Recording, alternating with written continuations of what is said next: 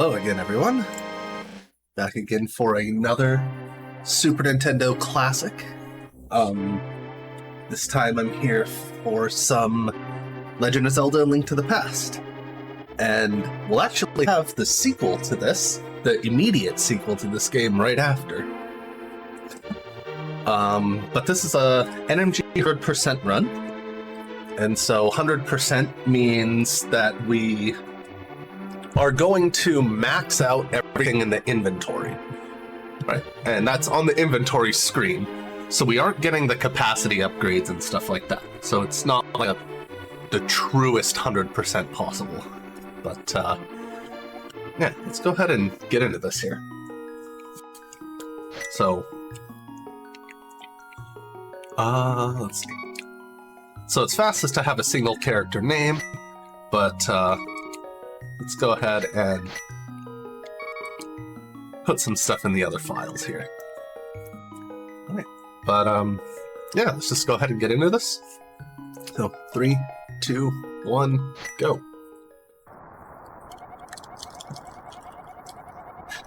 Yeah, 100% for very small values of 100, exactly. Yeah. So this is a game I know that probably everyone in chat is familiar with, to some extent, even if just through randomizer. But, I mean, we're all a bunch of old fogey here, right? So, I'm sure we all played this when it came out. Or near enough to that. But yeah, so for us, you may or may not have seen a 100% run. But it involves some of the most RNG-dependent parts of the game, which are the digging game and the chest game, which can swing my run by several minutes. I know, I've seen it do it. But otherwise, for the most part, it follows the sort of safer route for NMG any percent, where you get gold and silvers, gold swords, silver arrows in the run. And of course we pick up a bunch of other stuff along the way. So it's a pretty safe run, all things considered. Not much to worry about.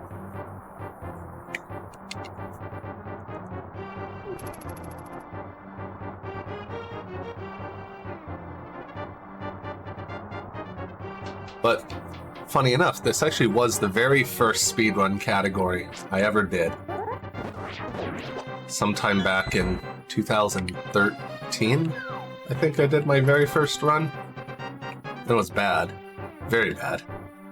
On the English version, because I didn't really know anything. I just like, hey, I have a friend who plays games fast. That sounds fun. I want to do it too.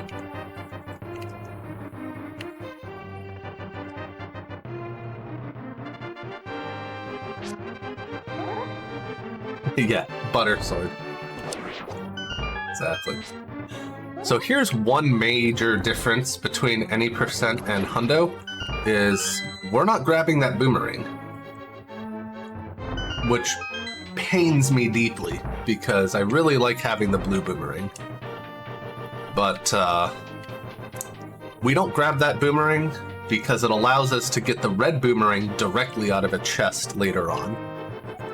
Which is the disappointing boomerang, and he's going the exact way I don't want him to.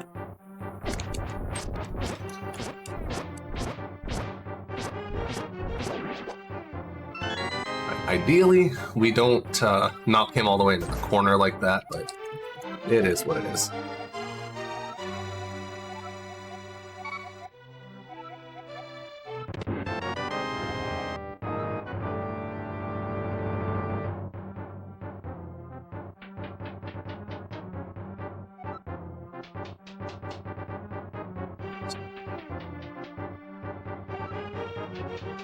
So other than that boomerang, nothing's really different about Escape.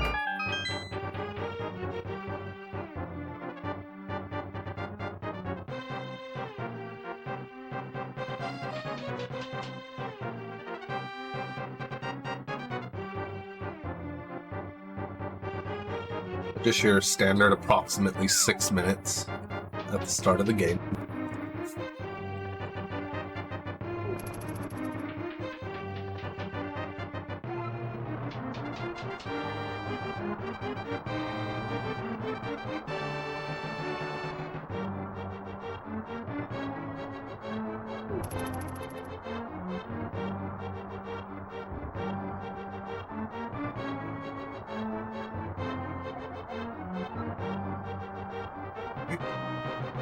So, one thing that's very easy to do in some categories, the older routes for all dungeons speedruns, is to actually forget to grab the lantern. And, yeah. It's always disappointing when you get to that little ornamental shelf thing there, and, you don't have the lantern because you can't enter that without the lantern.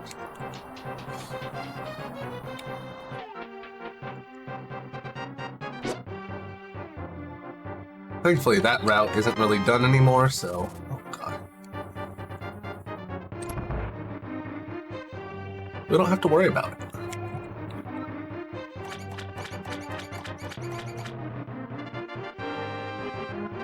Make it a 608? Could be.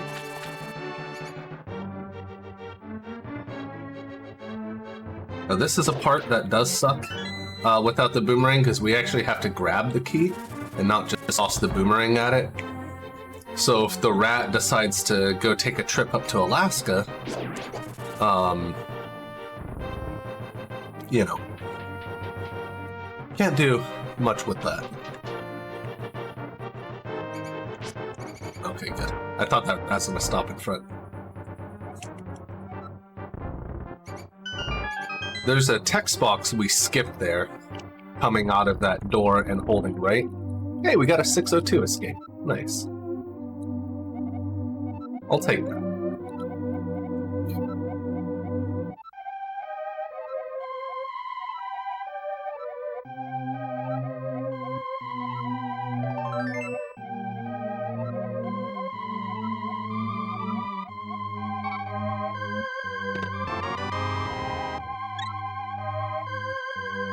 It's not impossible to get a sub 6, even a sub 550 escape in Hundo, I think, but it's a little bit harder without the boomerang.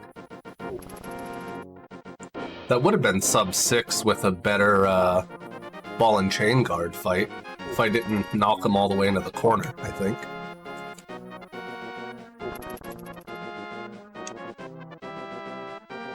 But, you know, a couple seconds, not a big deal. 100% run isn't really a run until after chest game.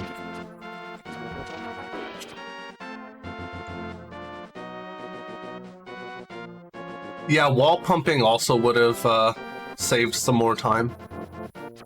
Or optimal pumping, should say. I did some in there, especially in the sewer area, but I definitely don't do it optimally in all the spots.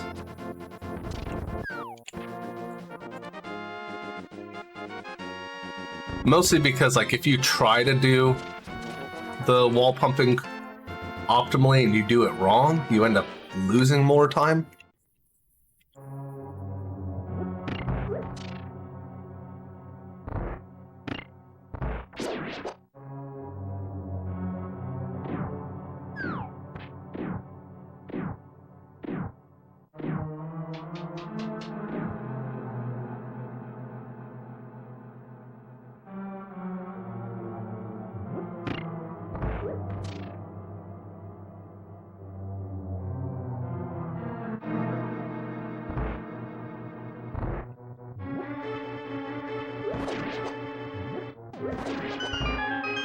So this one's supposed to have 4 Stalfos Knights in it that spawn, but we get, by the pattern we take through the room, we only get the 2 on the left and right to spawn.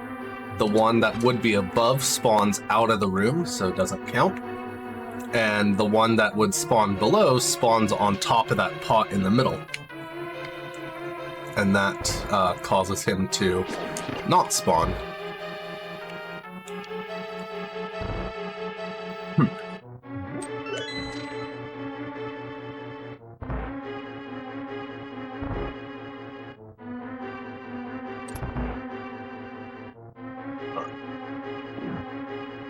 I'm really bad at double pumping left and right, which you can do in this little walkway here.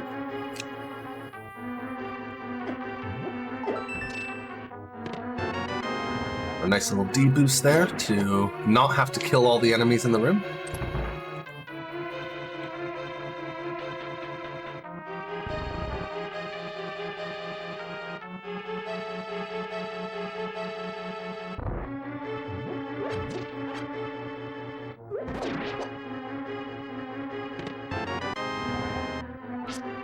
Oops. That's why you don't mash B out of the last text box. Or A later on when you get boots. You want to try and cancel your last text box with either L or R, because those don't do anything.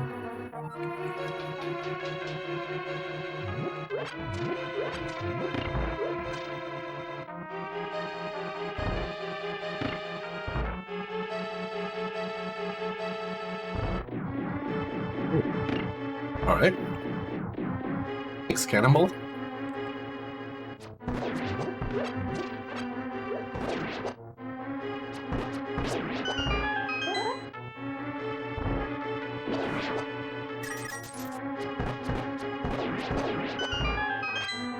Great. For our good friend, the Honest Knights.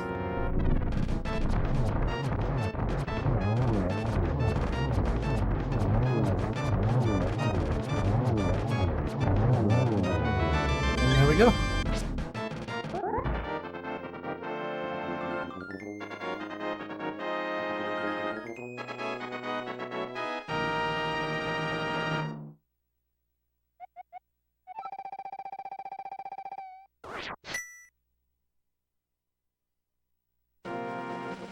All right.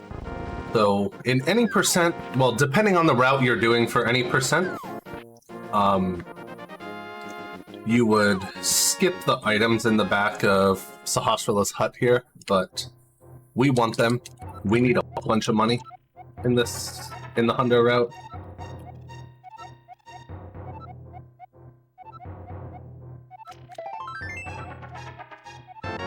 And it's doubly unfortunate because the 300 rupees we would get from Bomb Hut, that's where the red boomerang is. So we lose out on those. Now there's a replacement we have, but yeah.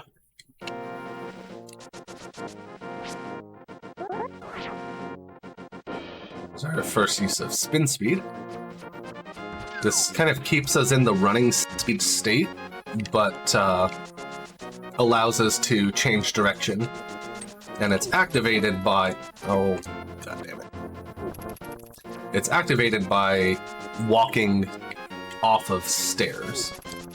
Specifically in a cardinal direction. I think you can't walk off them diagonally. Can you get it?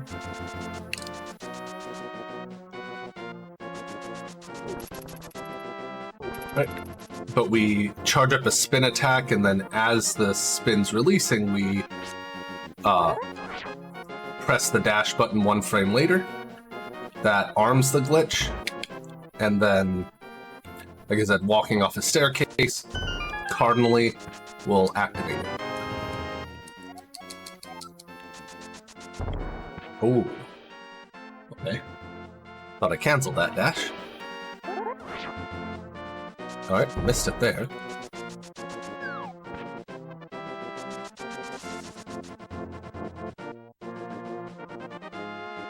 First time I've missed that in a little while.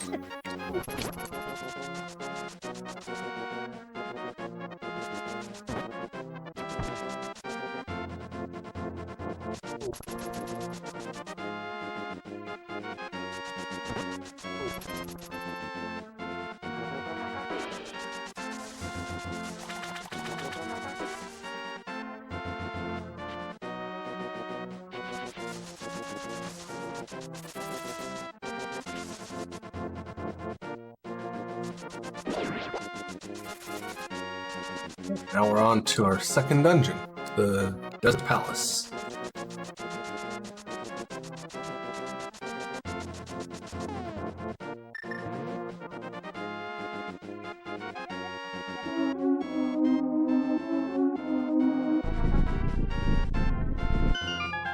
This dungeon, and pretty much this whole segment here, is kind of designed as a like, hey, you should experiment with and use the boots.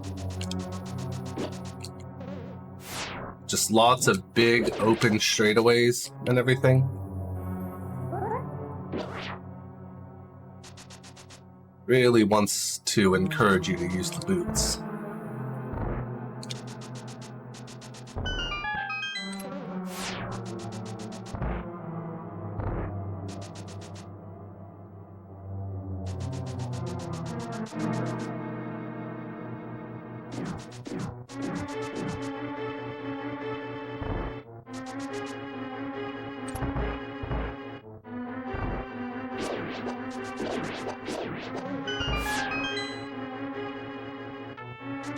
Good RNG?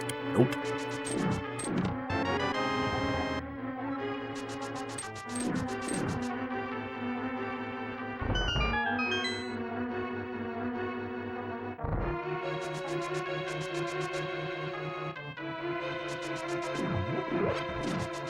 With those arrows, we want as many arrows as we can get before the next boss. Next boss is a jerk, by the way. Really don't like this next boss.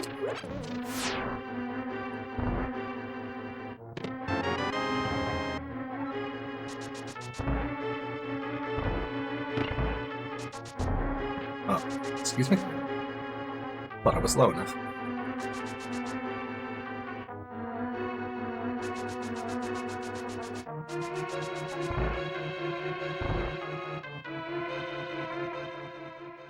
All right.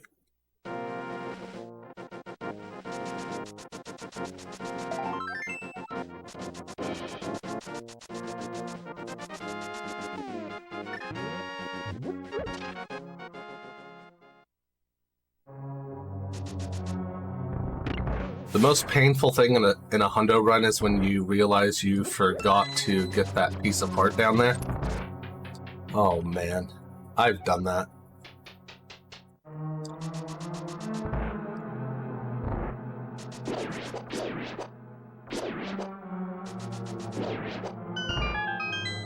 It's 2 cycle. Moldorm won't be too bad.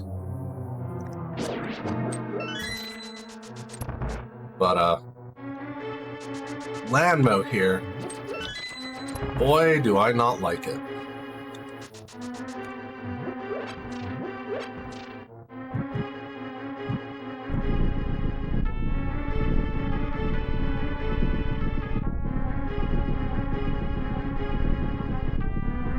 Oh, I actually meant to grab these two, but my brain decided to grab the top ones. I figured.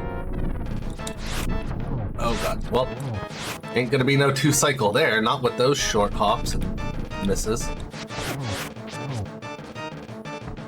What in the hell?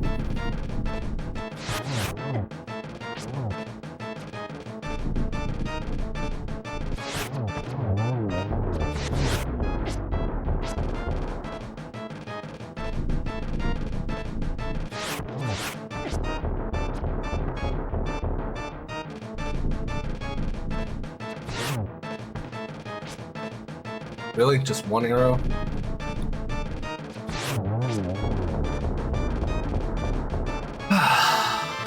Alright, well that was kind of a miserable fight. What the hell was that? Alright. Now I know my Landmo fights are bad because I'm not good at this Landmo fight, but what the hell was that RNG, man? That was some garbage RNG for those hops. And they were like in sync with each other so much of the time. It was really weird.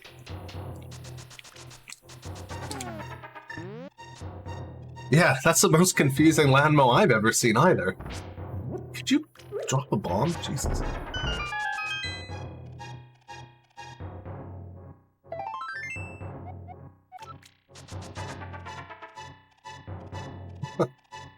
Maybe.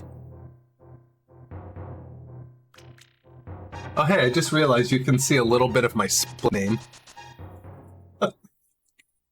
I forgot I have that active now. Or, well, I don't know if you can. Yeah, you should be able to see it because the hour will go there eventually. Next to the timer where it says rocks. Because I often forget things in Hundo, my split names are just like, hey, go do this stuff.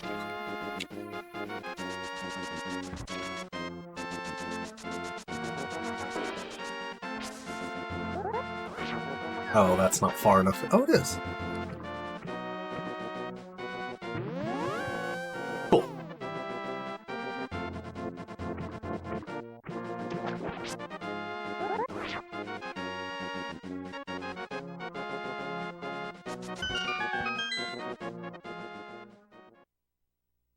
The rocks, if you're wondering, are bonk rocks specifically.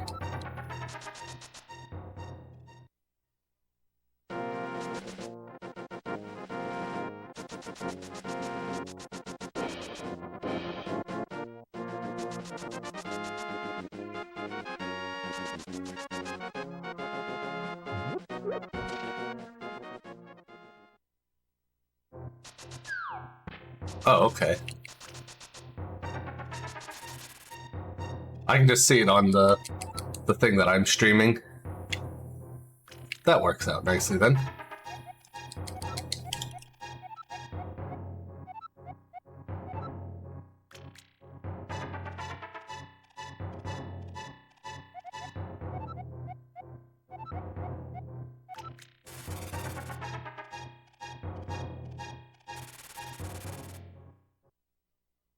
They're thinking ahead.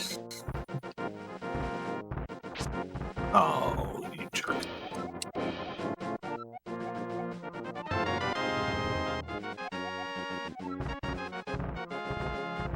Come on, dash.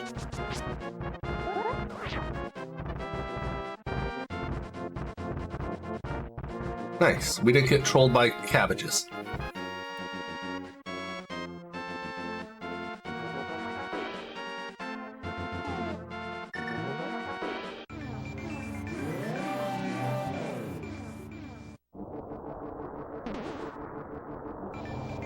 Sadly, we don't get to spend more time with the bunny.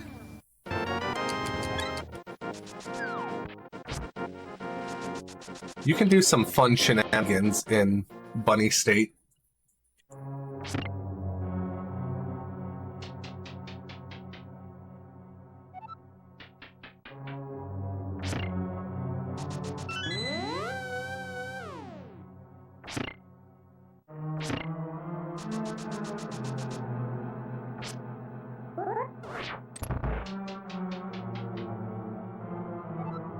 This is one of the most painful rooms to not have,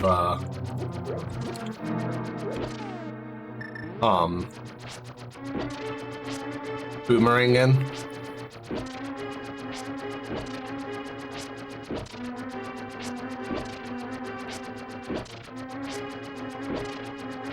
Because I actually have to participate in this room.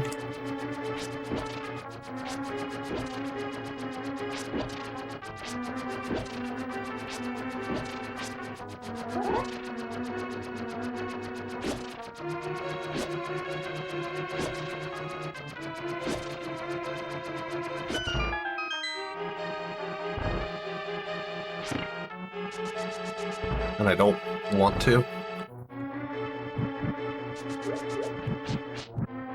Would you light the torch? For the love of God.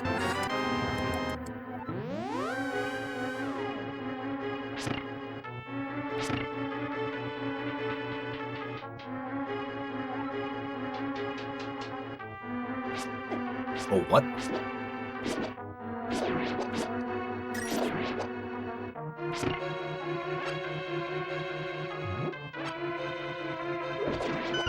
That's not the movement I wanted to do there, but okay.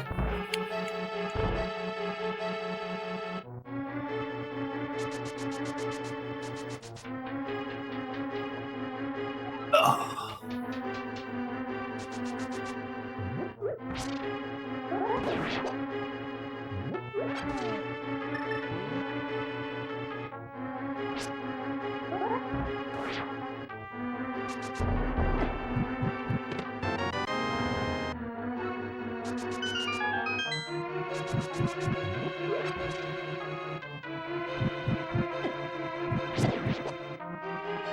Really?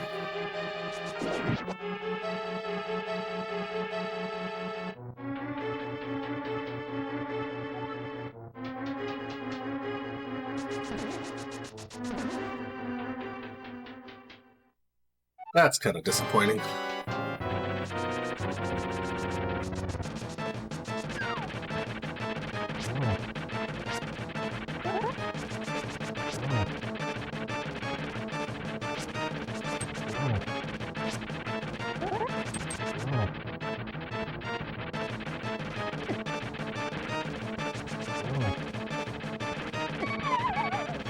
Oh, wow. Okay. We're just gonna do this.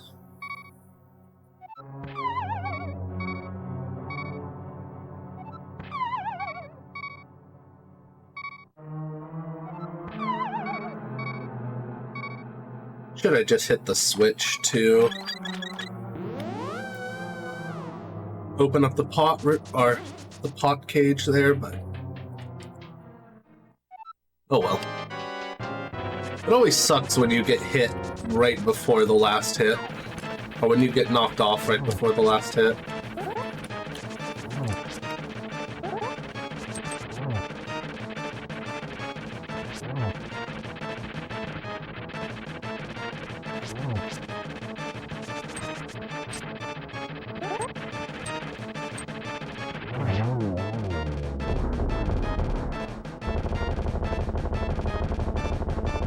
So, obviously Moldorm's a troll. We all know his real name's Trolldorm. But, there is some control you have over, well, I shouldn't say control, but some, reading you can do of that fight. For example, every time you hit him, whatever direction he's facing, he's not going to suddenly go 180 from that direction.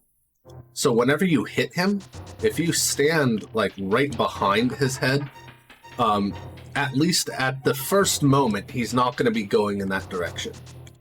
Now, it is a little dangerous to do that behind, like when he's like right on the edge. Ah, damn it.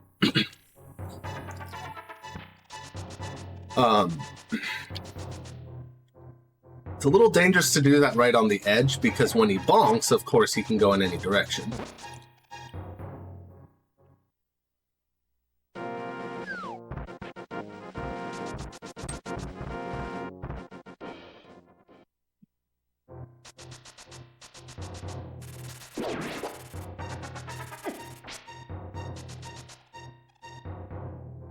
Old Moldorms. There are bold Moldorms, but there are no old, bold Moldorms. There sure are not.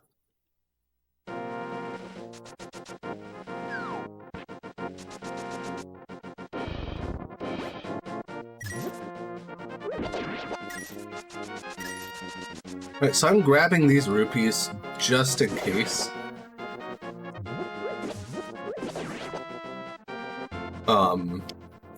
And then what our goal here is to kill 4 enemies without taking damage. And that's going to allow us to, the next time we pull the tree, get a prize pack that has 4 red rupees instead of 4 blues.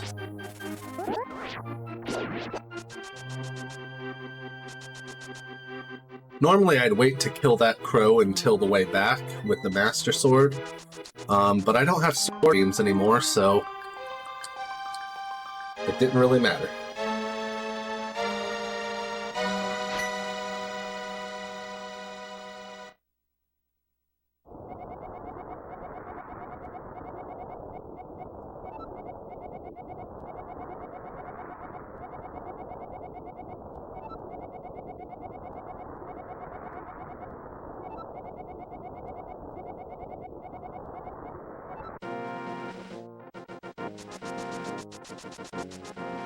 Got the thing.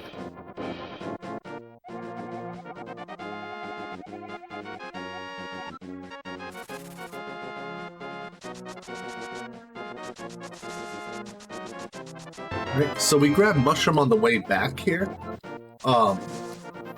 We could grab it on the way in. However, that mushroom will respawn continuously until you get powder. And so it's fast. Okay. It's faster to just grab it on the way back out. That way you don't risk accidentally picking it up a second time.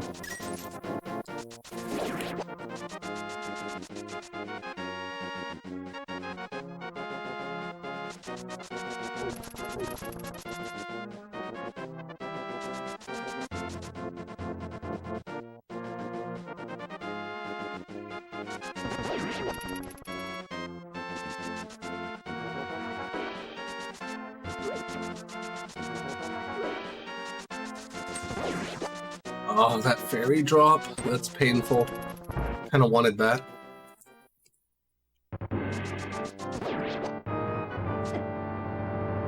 Okay. So it wouldn't have mattered.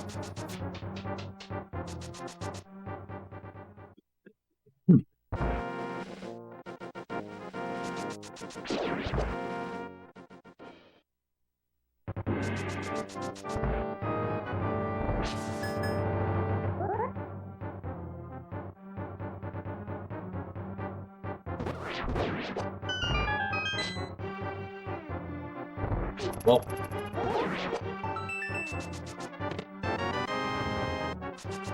normally we kill those two guards in this room with a dash attack, and that's to set up a fairy drop for later in Turtle Rock.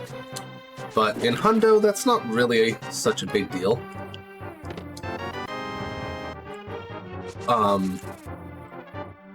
But also the strat is normally you hit them both with a sword beam and then dash through them. And I don't have sword beams, so oh my god.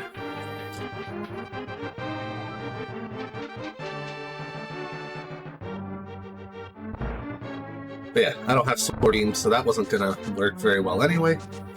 You don't need sword beams to do it, I should point out.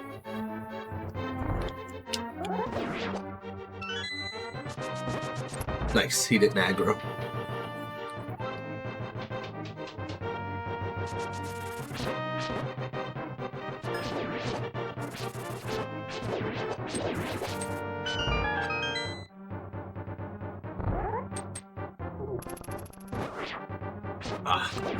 So bad at the positioning on that spin.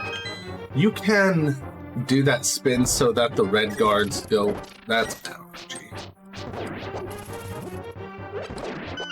So that the red guards do get knocked into the railing there, and you can get a double spin and kill them.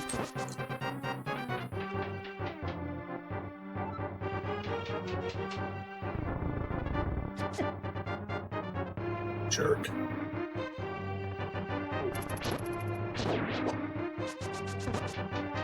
I like having sword beams for that first guy there so you can knock him off.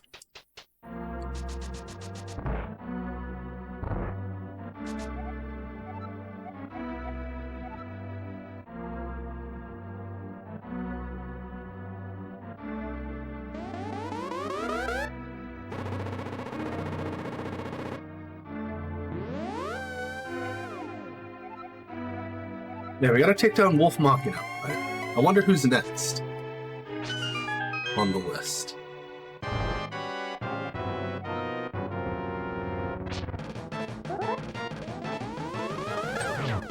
Alright, so this fight, we need to hit him with 6 energy balls.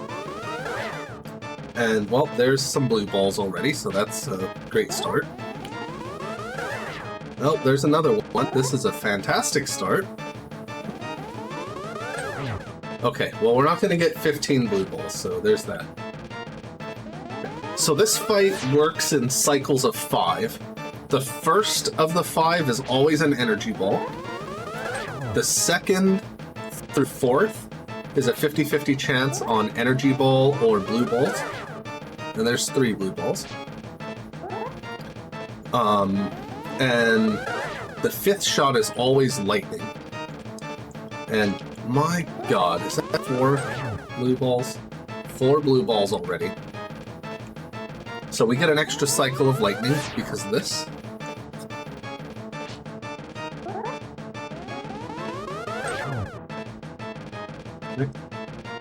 Now ideally we do try to place ourselves so that the energy balls, when we reflect them back at him, the ideal thing to do there is to position yourself so that when it hits him, it knocks him back to the center of the room.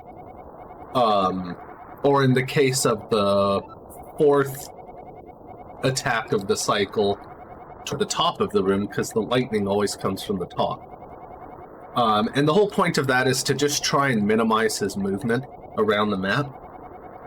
And so if you knock him toward the middle, he always has the shortest movement to wherever he could be going.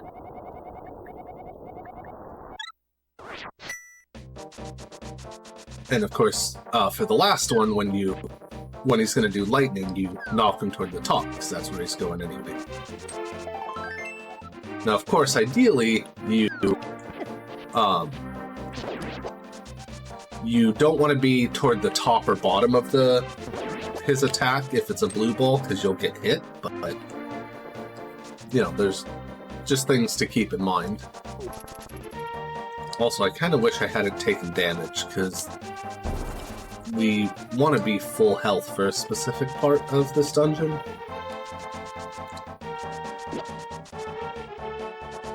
I think I'll grab some bonus hearts, just in case.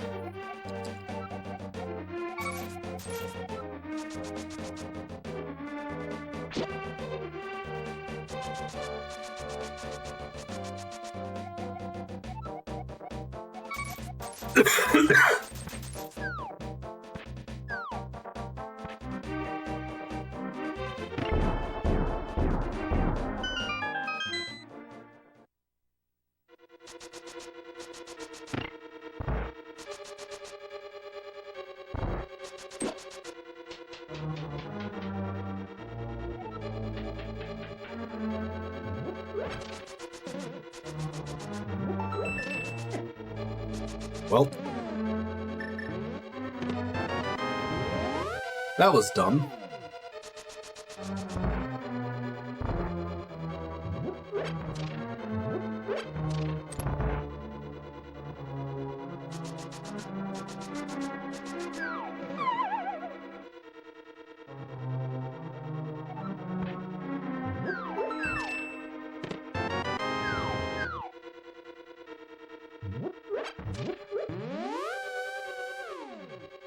I know there is a second heart there, but I guess it's not up top.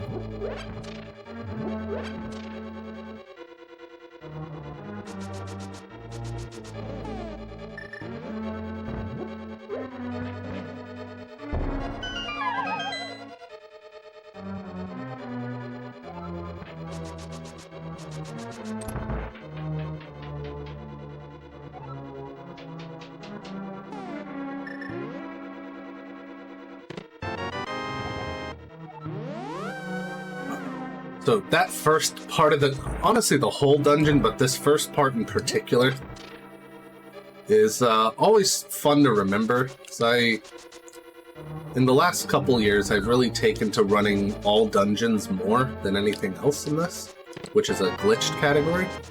And we do this dungeon quite a bit differently, in particular at the start.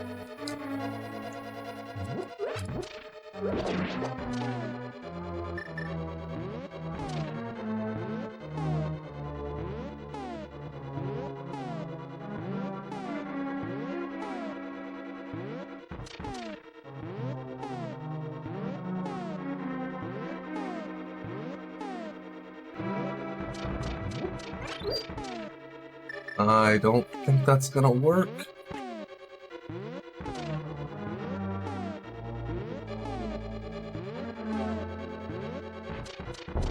Yep. Took too long.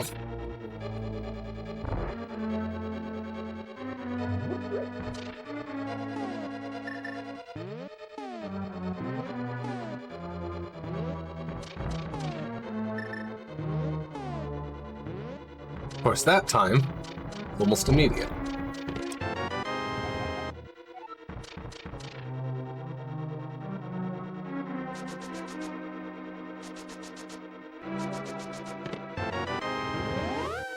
Alright. We still have enough health, though. Gonna grab these since I wasted some bombs.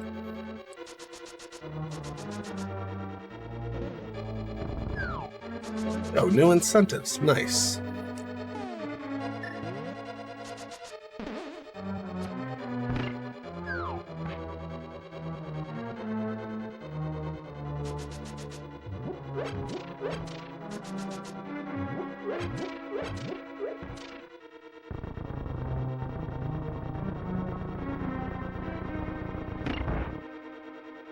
Palace of Keys.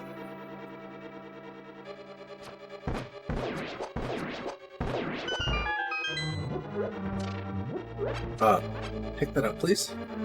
Hey, it's still better than Misery Mire, which has about 8 billion keys and you need like 2.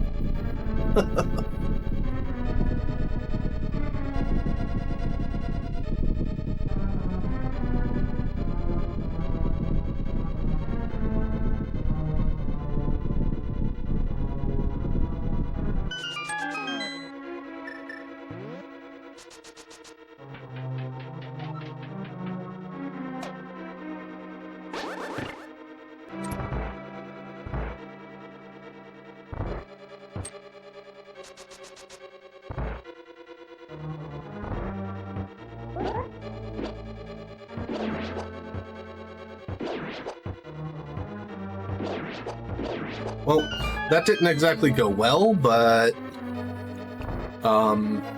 it didn't go poorly. We didn't lose a bunch of health, so that's something.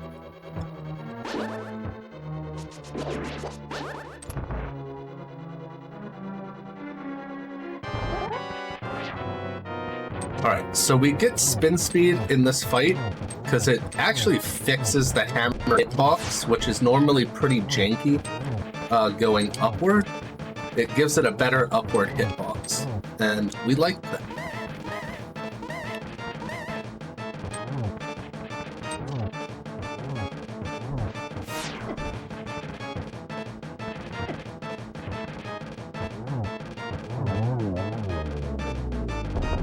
Yeah, honestly, yeah, it kind of is the hardest boss. It's also my favorite boss in the game. Hamasaur King is literally my my splits background. It's my favorite boss, my favorite dungeon. But yeah, it's a hard boss. It's a pain.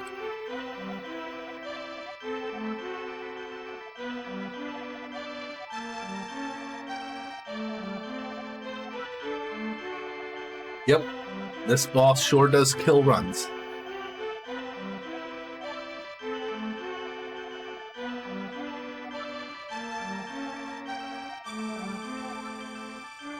Yeah, that spin speed hammer strat, I want to say it was figured out like 3-4 years ago now? I think 3. And that is such a game changer, because we used to have to basically bury Link inside of Helmasaur's nose to get the hammer hits off. And yeah, that's no good. Especially in the all dungeons category, because we only have 4 hearts in that boss fight, meaning we can take 1 hit before we die. And that made that a very scary fight. But once that spin speed hammer strat was found, and I feel bad that I don't actually know who found it, but man, that is probably my favorite strat in the entire game. Just because it makes that fight so much better. Yeah, thank you. Definitely wasn't perfect by any means, but we got through it pretty well.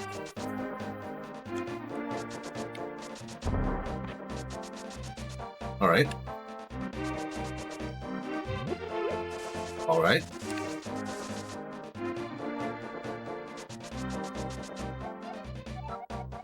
All right, so we're about to come up to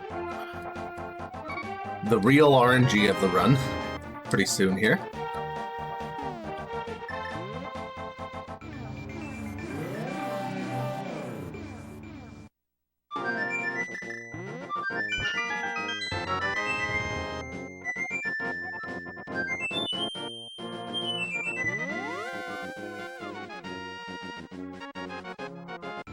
So for this split name here, I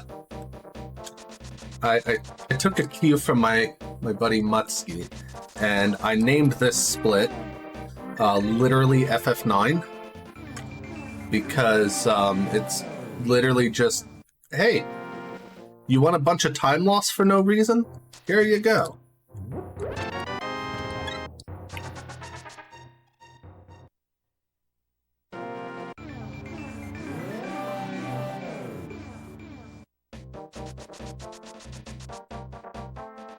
So how many rounds of digging game do you think this is going to take? And I don't mean how many times do I have to dig. I mean how many times do I have to do the digging game? It can be anywhere from 1 to we'll be here for the rest of my run.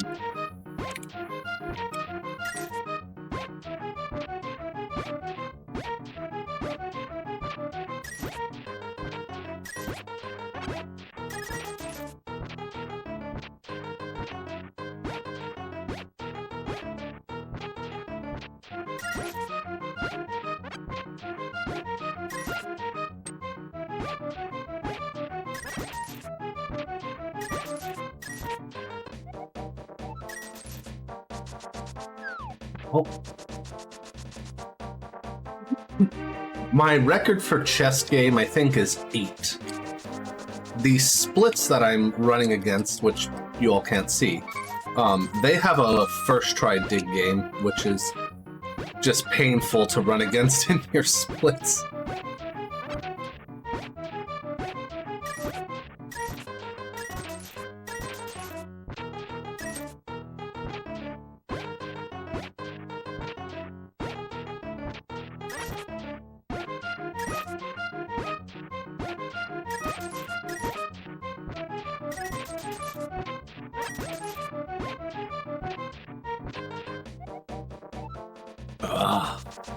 An hour of chest game? Oh lord.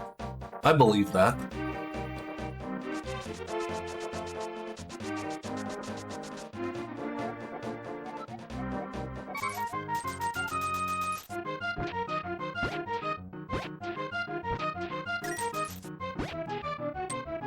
Hello? Link, stop it.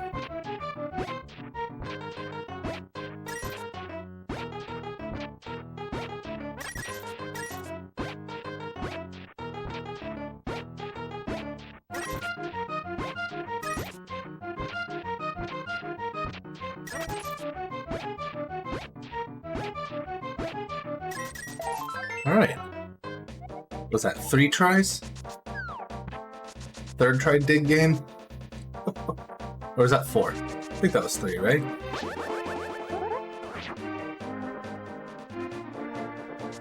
The spin speed.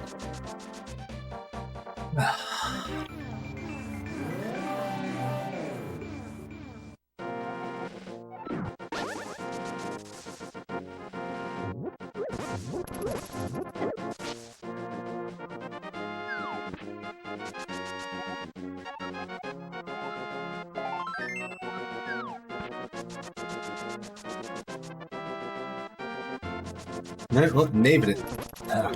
Nailed it, David.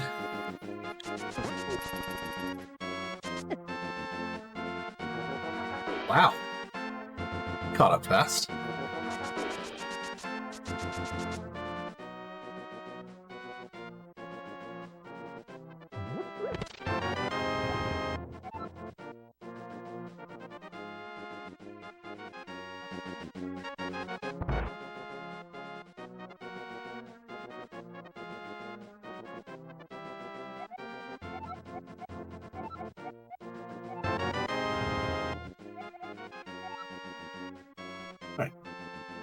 So we're actually going to use that bug net.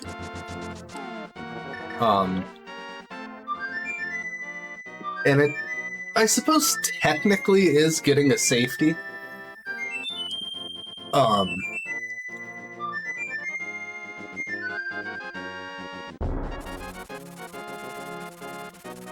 Yeah, right? He's like, I really, really want this, but I don't know how to cut down bushes.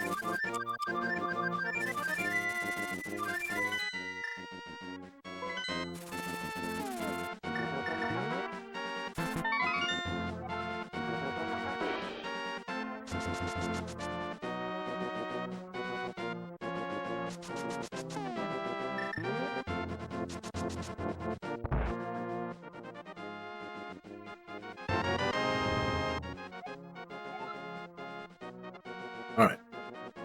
So we're almost up to our next, literally, FF9 moment in the run. Which is chest game. How many tries do y'all think this one's gonna take?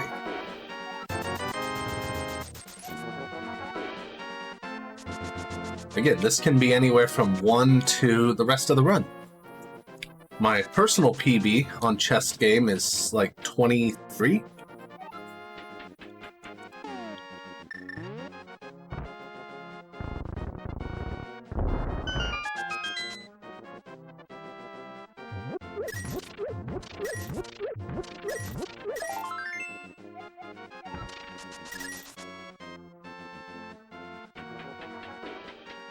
So I need to have, I think it's 700 rupees. All said and done. And then got here. 500 there, 100 there. Oops, I already had bombs out.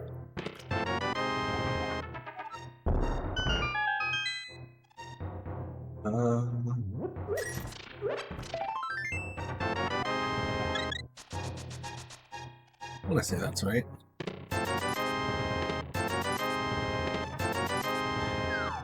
Grabbing these just to make sure, though.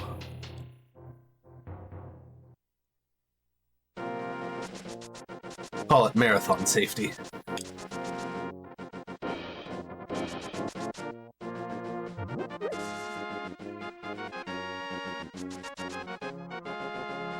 Third try chest game, I would be okay with that, honestly.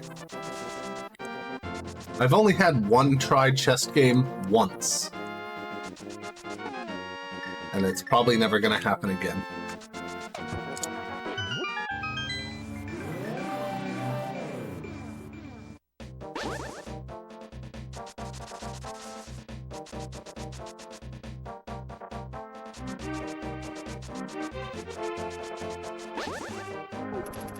Alright, here we go.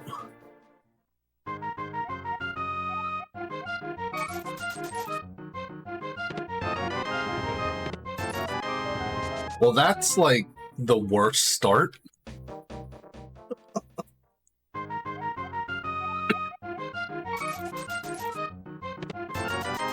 Okay. I mean, at least we got money.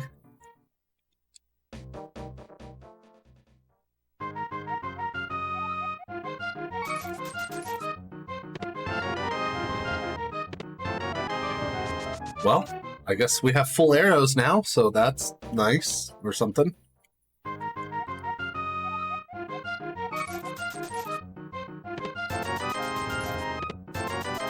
Okay. What's that, 4?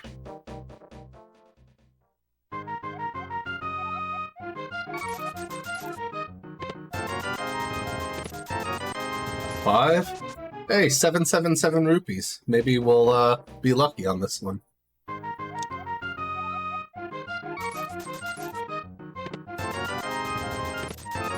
Alright, 6.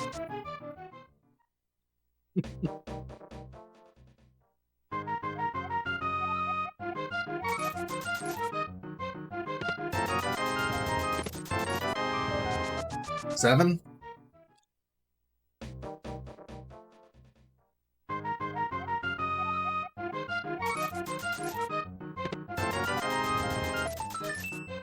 Only 8 tries.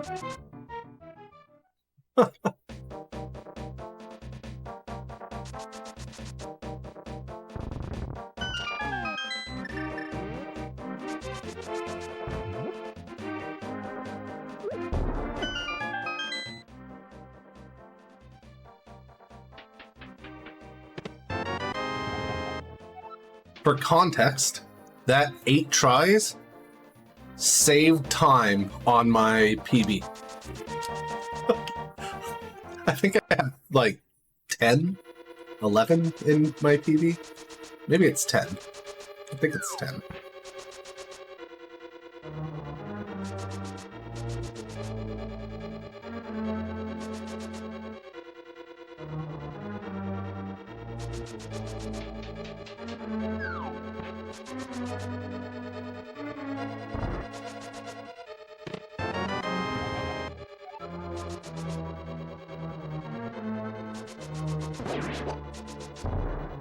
Oh crap.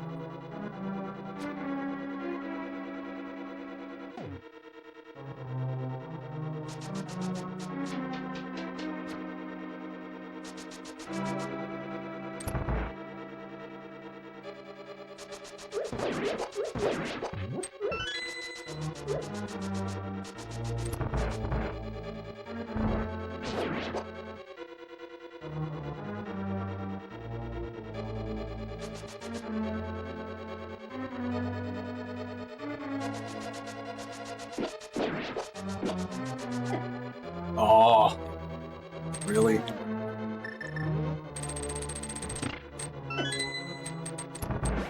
Okay. Didn't think I messed up that placement, but I guess I did. The idea there was to hammer that switch, move up just a little bit to get out of the way of the spikes, and then dash the rest of the way through.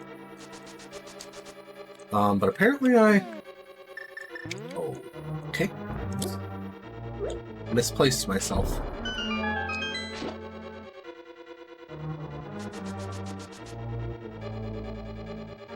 Stupid crickets. I know they're lizards, but I've always called them crickets, and so they're crickets.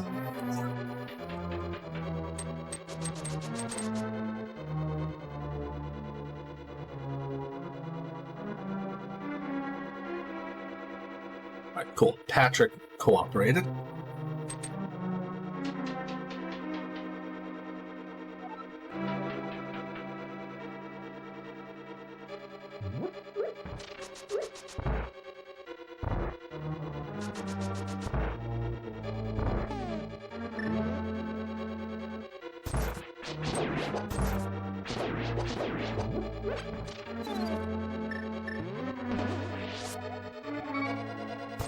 So that's not for this dungeon, that's actually for later. But, you know, it can be a safety if we need it to be. But I need a fairy for getting the Cane of Berna later on.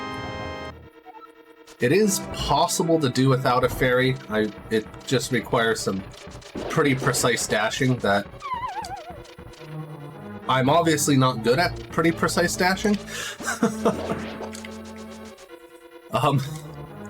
So, yeah. I love how I was just like, here, let me demonstrate that to you immediately.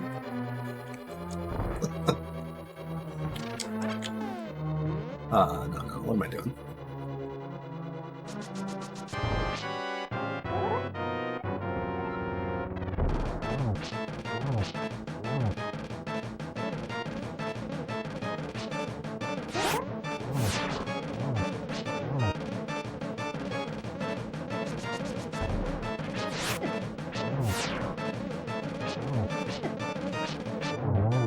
Alright, that wasn't supposed to go that way.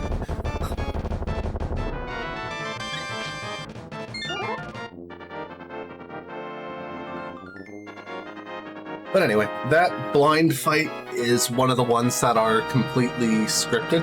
You can do that fight the same way every time. And if it goes off script, it is entirely your fault. So that's both comforting and annoying.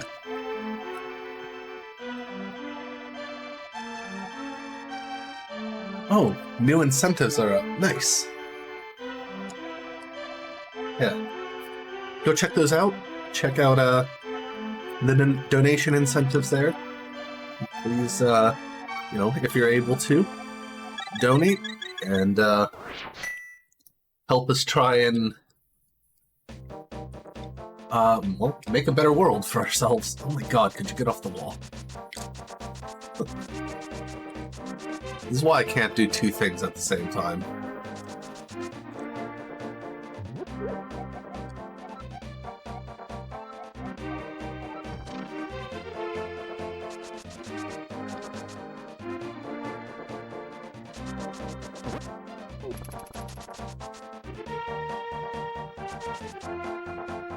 So normally we would go up to the sea house up there and get the 300 rupees in there, but because we got so many rupees from chess game, we definitely do not need to do that.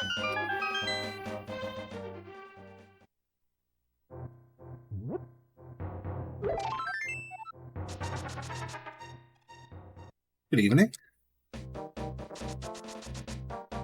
Hope you're doing well, enjoying the marathon. Or if you're just coming in, I hope you enjoy the marathon.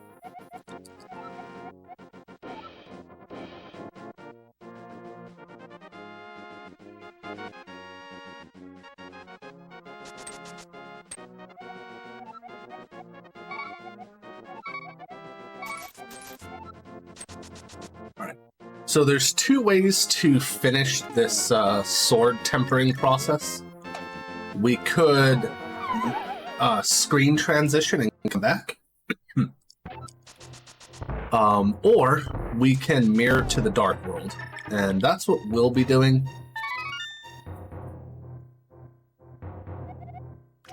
But in regular any percent, we would actually leave a mirror portal on the other side of those black rocks, because the big rocks take about 8 years to pick up. And so we leave a mirror portal on the other side of them because it's faster to just dash off the screen and come back than it is to do the mirror portal and pick up the black rocks. But in Hundo, we still use the mirror portal here because there's other stuff we want around here too. Namely that purple chest. And the hammer pigs down there, those are in the dark world. So we have to pick up the rock anyway. And at that point, if you have to pick up the rock anyway, it's no longer faster to mirror on the other side.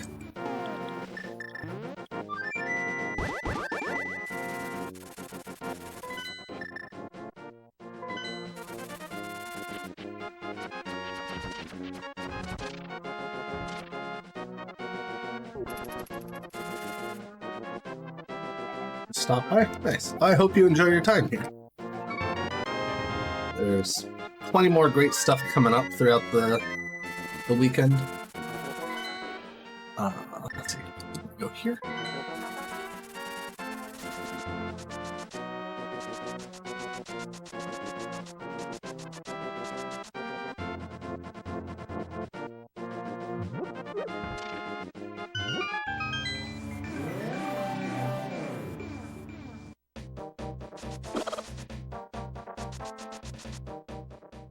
Onward. Oh, damn it.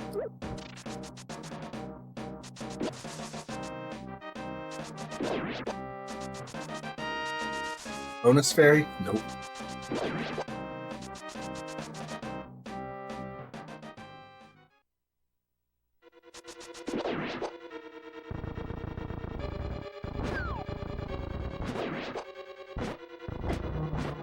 Excuse me? Go away.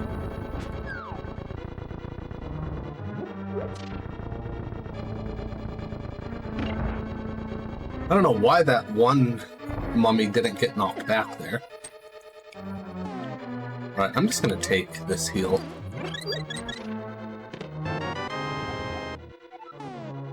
I normally wouldn't heal here, but we're just gonna play it marathon safe here, make sure we don't die. I canceled that dash game, but okay. It thinks I didn't.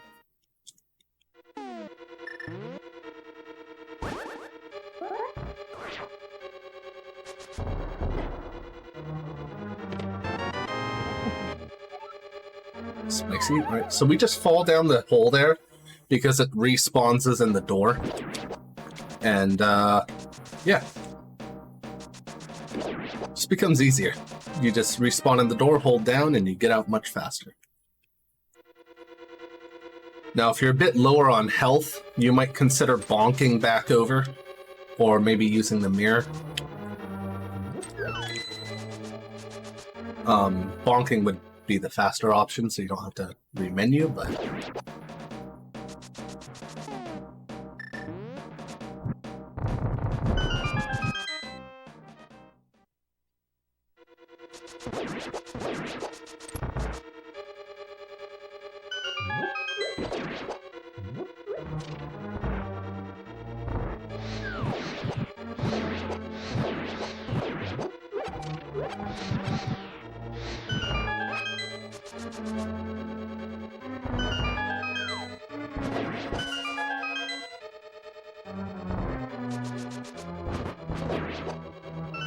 Alright, so there we hit that mummy into the spikes to kill him faster.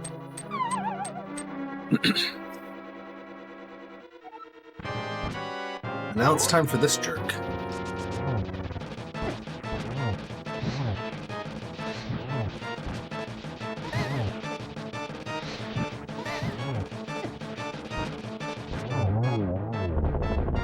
So, Mothula is hard-coded to not take damage from the spikes, which are coincidentally the same damage that the gold sword does, or butter sword, which is coincidentally the same damage that your spin attack with the tempered sword does, which is the sword I have now.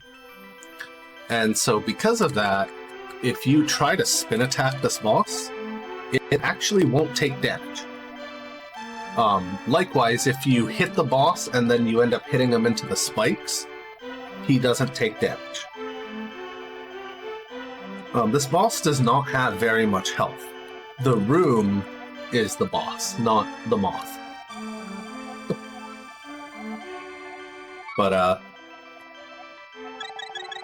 yeah, getting a really clean moth fight looks so good. The idea is you kind of just like poke it a bunch of times, like dash pokes and stuff, and it dies just so fast, it's ridiculous.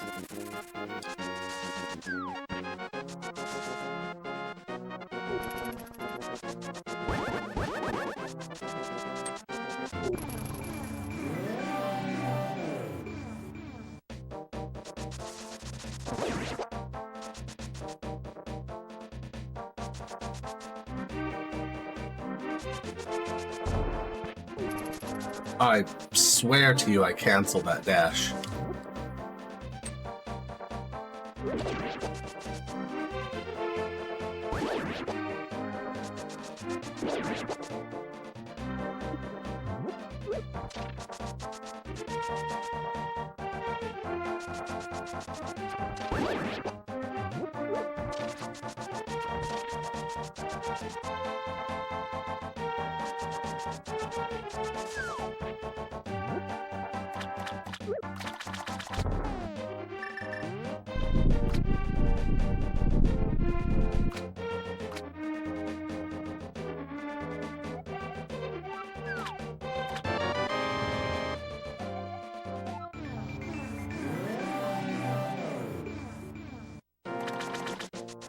Alright, let's go get our flippers.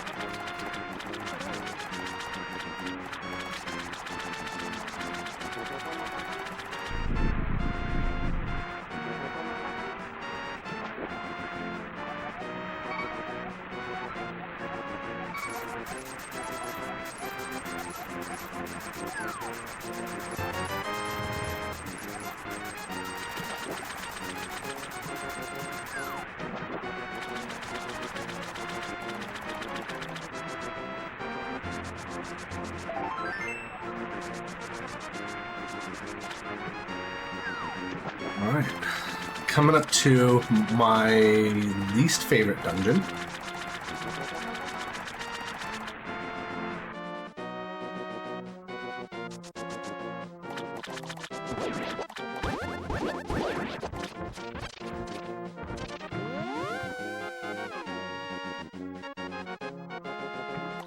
Ice Palace is a place that exists. I'd rather it didn't, but here it is.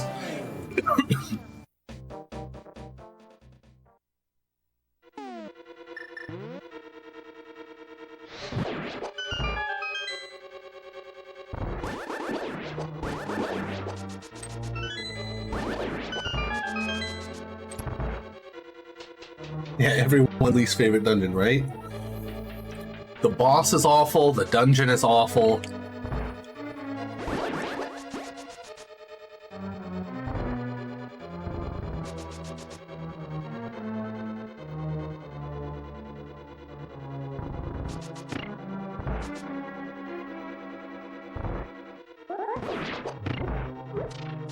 True. And that's actually one thing that really sucks about the Game Boy Advance version, is they changed it up a bit, so it takes longer than it does, at least with the speedrun route.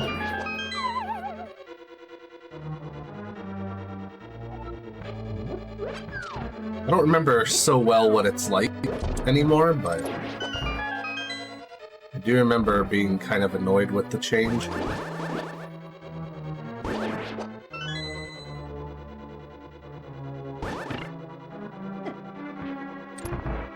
Fine, don't really need sword beams at this point.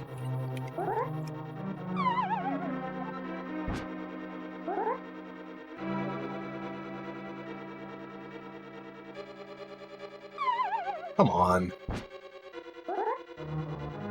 Thank you.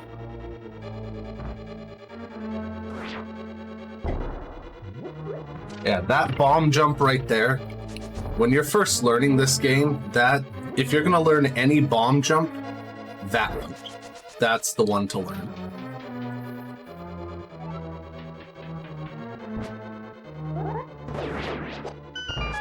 I will say though, this right here is one of my favorite strats in the run. That spin attack to kill all the penguins. As much as I dislike the dungeon, I do really enjoy that strat. It just feels so good. Oh yeah, the 3DS Water Temple redesign is so good.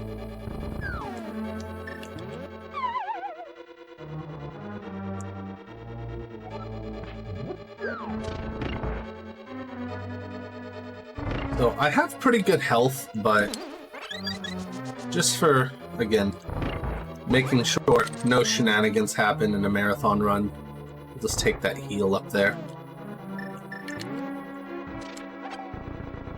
I don't normally do that in 100% runs. I usually do that in any percent runs. Just because this boss is a jerk. But also having sword beams here means there's a trick I can do.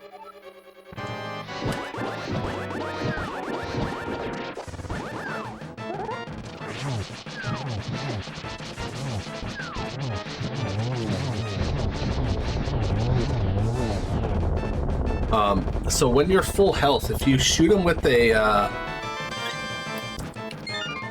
fire rod shot and then hit him with sword beams, he takes another fire rod shot damage because of it. And yeah, bullying the boss into the corner is so satisfying. I'm gonna be honest, I don't know why I didn't do that.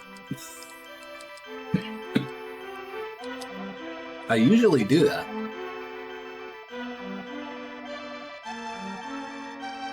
But yeah, like you said, when he gets out, it's bad news.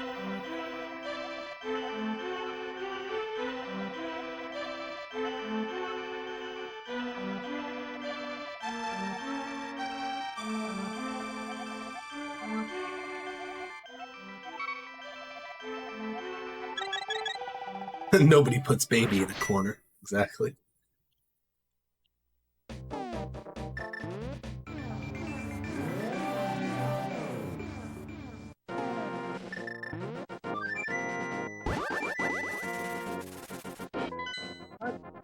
So that fairy that I got earlier that I said wasn't for safety, even though I guess it in a way is technically a safety still, it's for up here.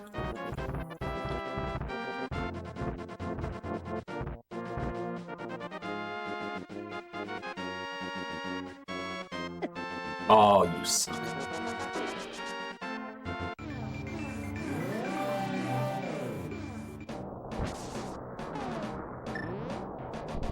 So you can try and get a fairy from that circle of bushes up there, but it's not guaranteed.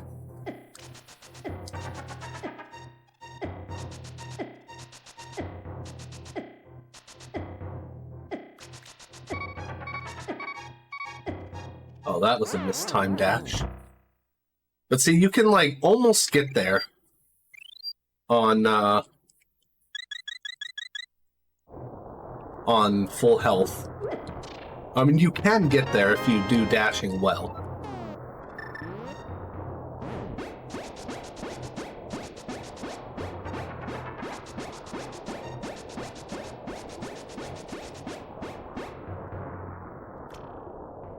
But, I unfortunately am not very good at that dashing. So I usually, like, just miss it if I have full health.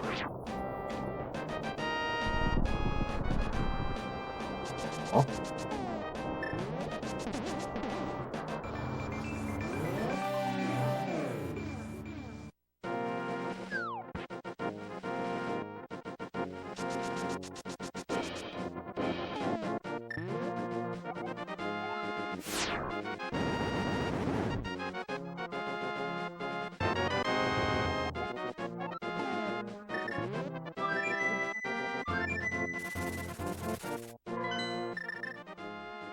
And now it's time for the other eyeball boss.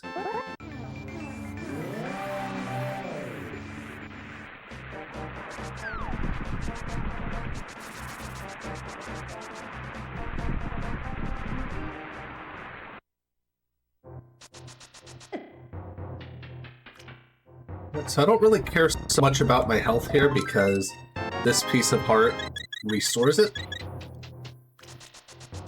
And that's actually specifically part of the heart piece routing, is to make sure we get a full health restore before getting into this dungeon.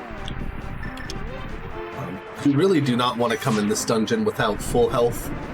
It makes the first room a lot more annoying. Not impossible, but more annoying, for sure.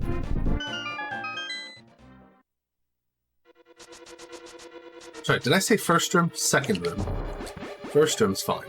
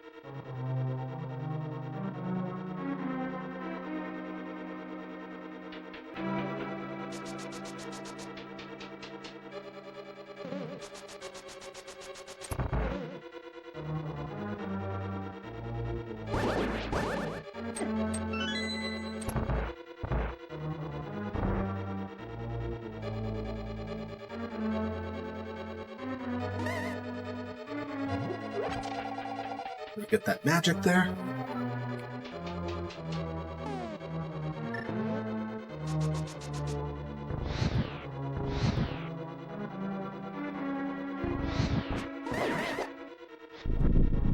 Okay, so objects are like these blocks. They're actually inanimate when they're in motion. So you can shoot stuff through them when they're moving. Most common things are the fire rod here, and you can use the hook shot with that in a few places. You'll see that more frequently in Rando, the hook shot through the block thing, but it's not that it never gets used here. It's just that the occasions where you can do that, I want to say there's like one, and it's in Ganon's Tower after Moldorn 2. I think that's the only one where we actually use it in regular vanilla runs.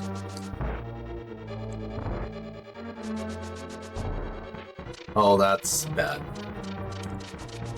So this room is really tight without the hookshot.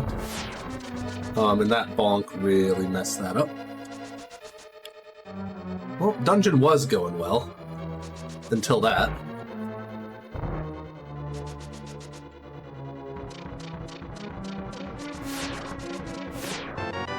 Yeah, as you can see, you can kind of barely make that without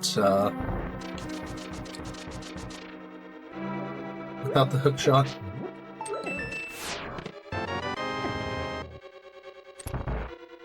You can make that with without dashing too, by the way. It is possible bootsless.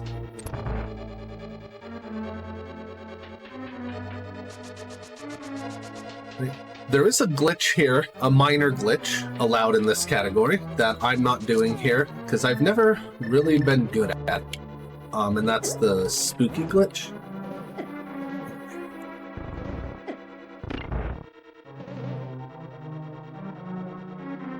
Alright, that sucks. Which allows you to sort of displace the hitbox of the fire rod from the animation.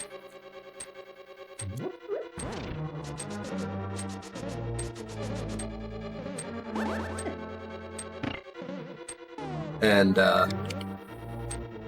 yeah. It allows you to... Basically, you fire rod one of these, anti-fairies here, and it hits this switch in the next room up here. Saving you a bomb and a decent amount of time. But for whatever reason, like, I just have never been able to keep the glitch state that I need for that. But it's really cool.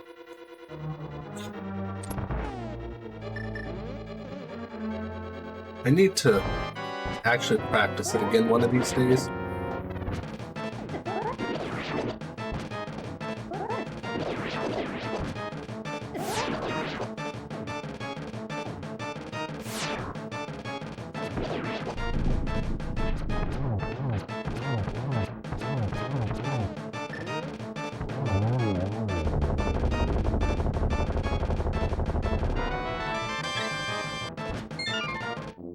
The Vitreous fight was a bit sloppy, but the idea of this fight is you use the goo to get iframes and then just spin attack a whole bunch of the eyes at once.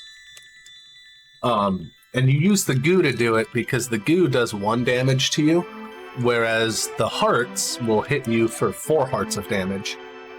And you obviously don't want that.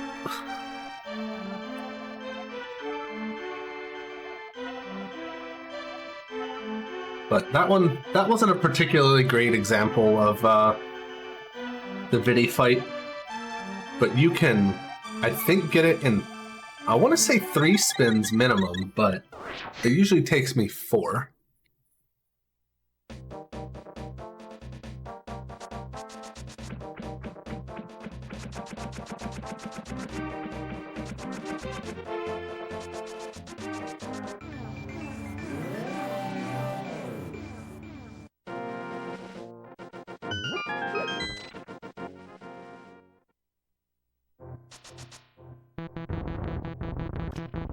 Some block deletion here. It's really nice.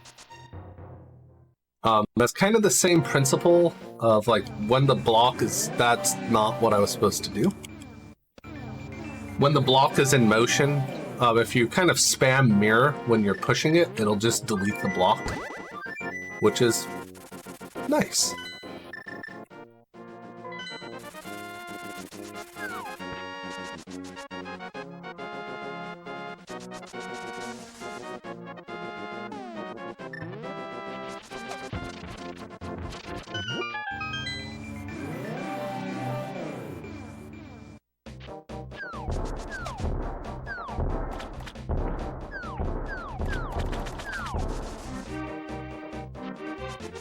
Alright, so before we enter the next dungeon, we have another item to go get.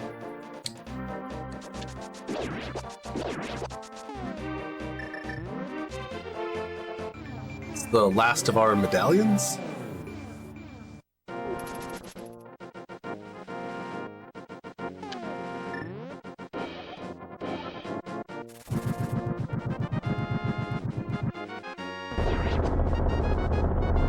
I love how this vulture volunteers as tribute, so you can actually see the Bombos medallion used, because we're never using that item. That's gonna stay in our inventory for the rest of the time.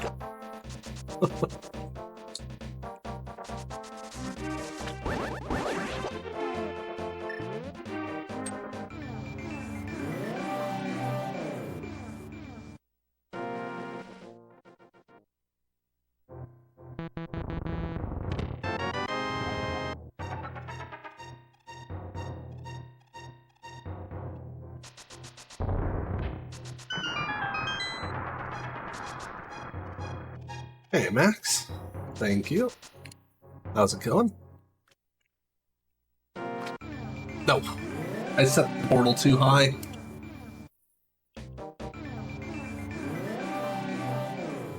I thought I had enough room to get around it, but kind of had a feeling that was going to be too high.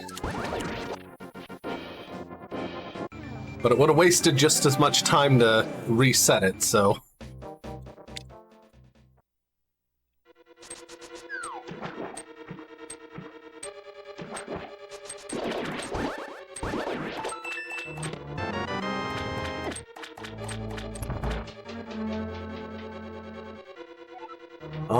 I mean, other than getting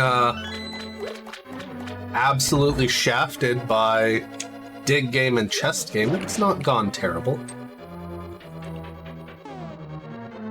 Not PB pace or anything, but I mean, it's a marathon run, so no one expects that.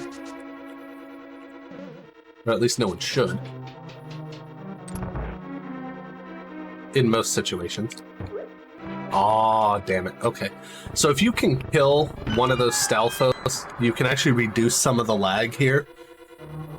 And if you can't kill one of them, ideally you grab onto the railing there to despawn your shield, and that reduces the lag a little bit less than killing an enemy, but still reduces lag. Unfortunately, they don't stack on top of them, on top of themselves. On top of each other.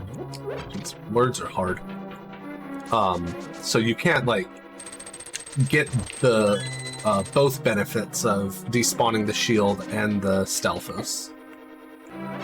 It sort of hits the limit when you despawn the Stalfos from killing it. So I think it's the shield is 1 sprite, but the Stalfos is 2 sprites. And there's no benefit to despawning 3 sprites. Or no additional benefit, I should say.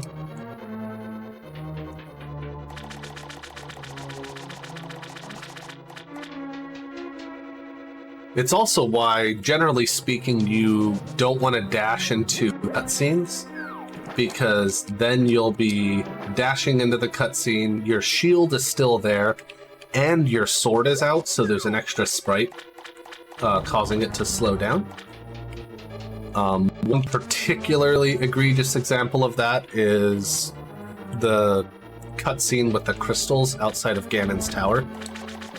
Because you're already going to have a bunch of sprites from the crystals being there, and the tower, and Link, and all that. So, adding one more to the mix is not a good idea.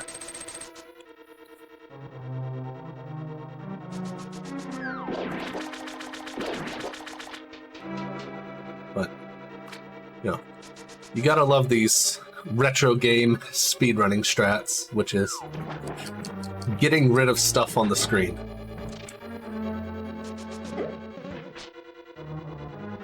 Alright.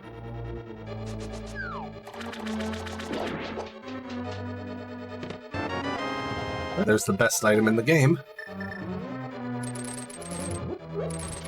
Hey, we actually got it for once. So hookshotting onto that skull that has the key is a pixel perfect placement. Well, not often something I get. It feels pretty good when I do get it.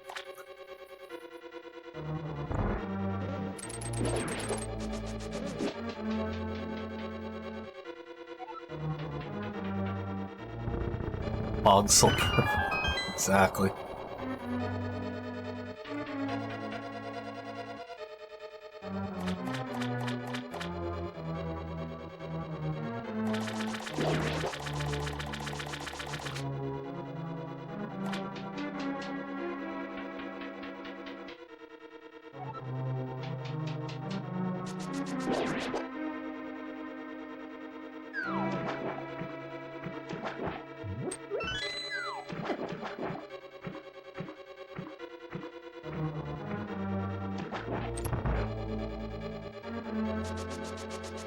Alright, let's go.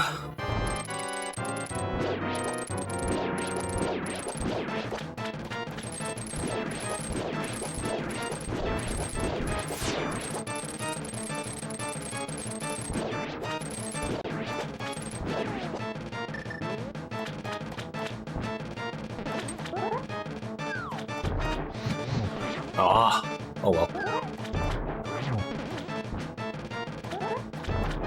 I've been really bad at that quick kill lately. And the bad thing about it is you need to get 2 fire rod shots off, otherwise it just causes an extra cycle.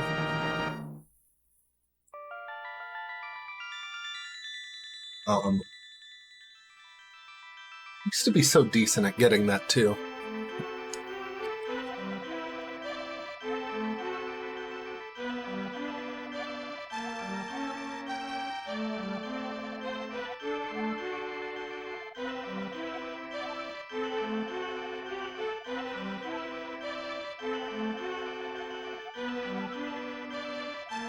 This is also the longest sequence of text boxes in the game. She talks for like a minute.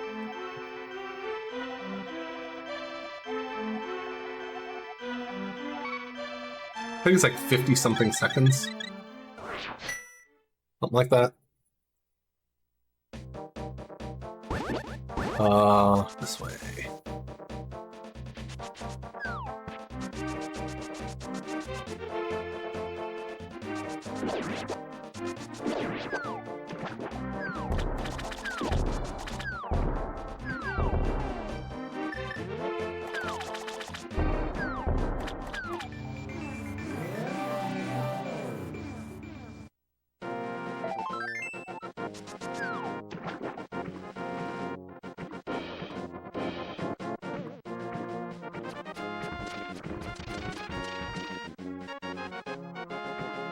Right, so we're kind of doing the final cleanup now.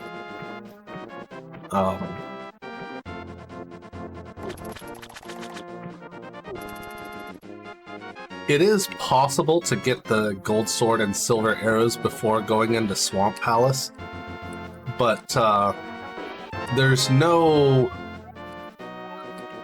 real benefit to doing it before that dungeon because things die fast enough in that dungeon with Tempered Sword.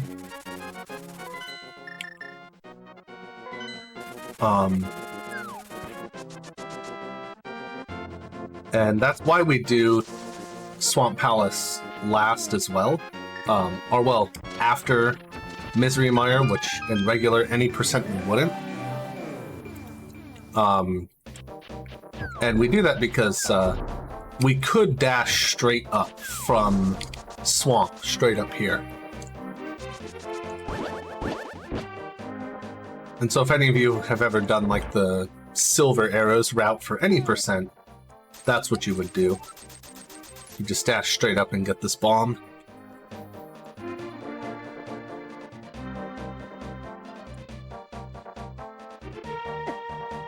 Oh, you suck.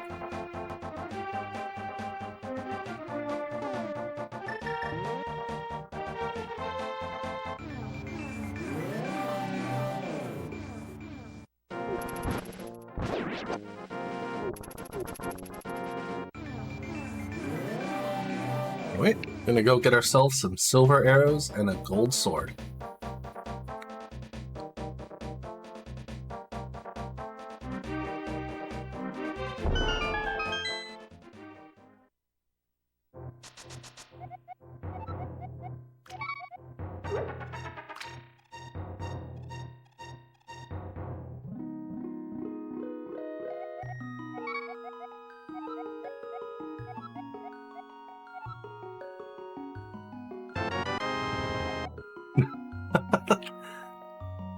Nice. Look, sometimes Link needs a good smack off the screen.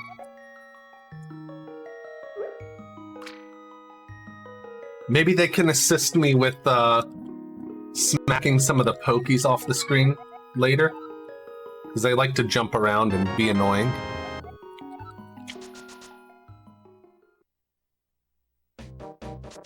Alright, let's go get the cape.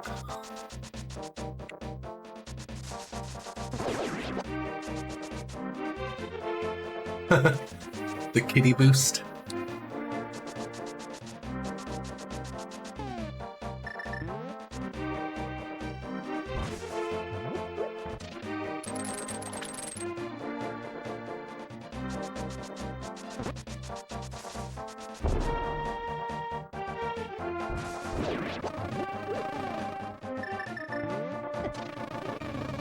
Void kitties are best kitties, by the way.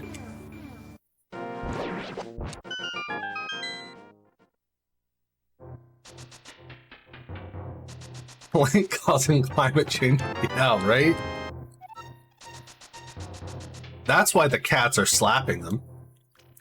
They're just like, hey, stop littering.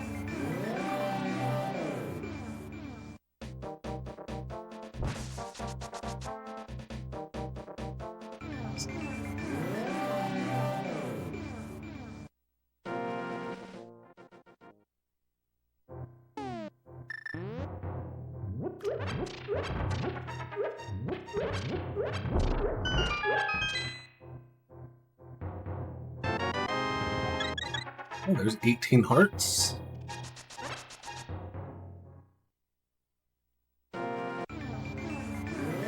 So I always put this portal on the left-hand side in 100% to remind myself that I actually need to get back into it.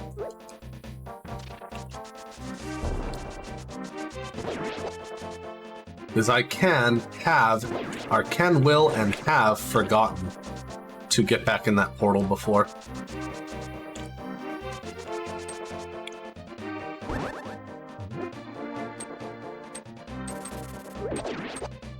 And as you might expect, it's not good.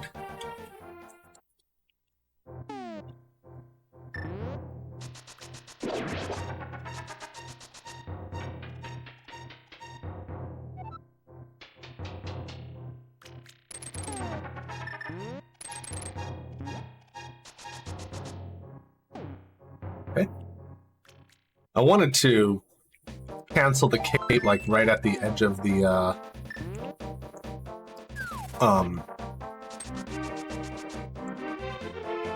bumper. That way I get the little boost from the bumper.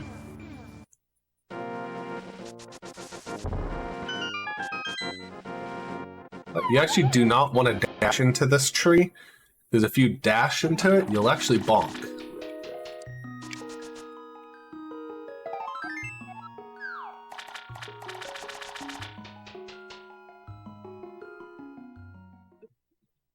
Alright, so there's one more thing we need for the menu, the Y items, and that is the silver arrows.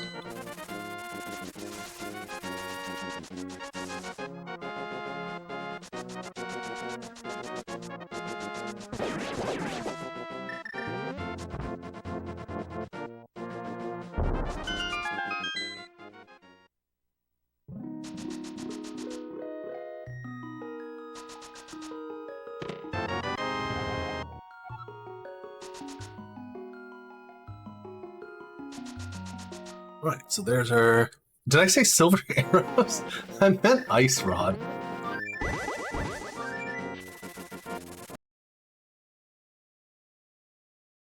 Vaguely white, so...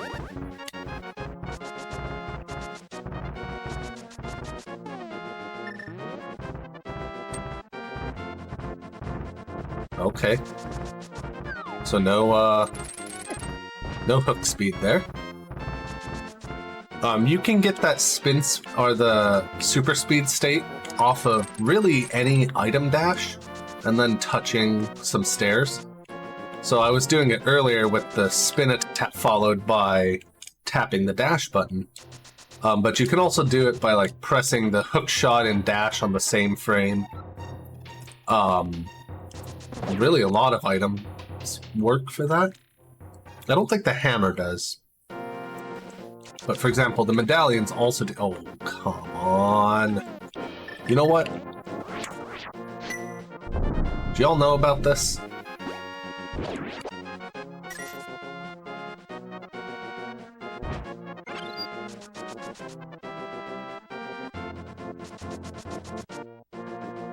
That was just for fun.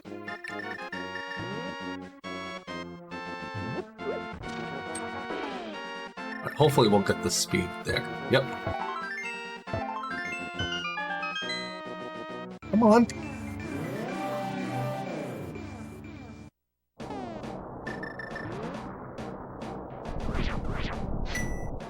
I think I went too far up to get this speed.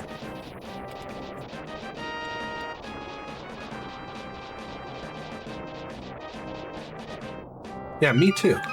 Oh, hey, I got it! There you go. Quake speed. That can save time, getting the super speed off the Quake there, but it is so hard to actually utilize that time save. Because you have to have good movement off the stairs, and it's just such a tight, like 180 you have to do, that it's really hard to actually take advantage of. But it's fun to do, so I'll often, in marathon runs, try and do it. Just for the swag points. Oh, damn it. Sorry, we have approximately 1 million hearts, so...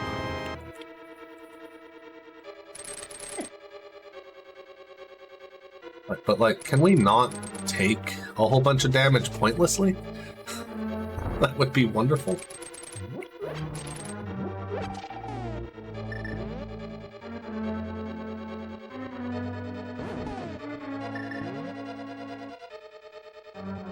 Oh, that's not the item.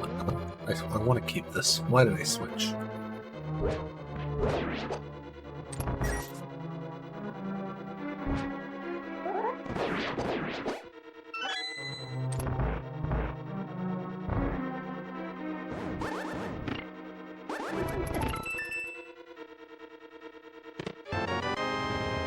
This room sucks.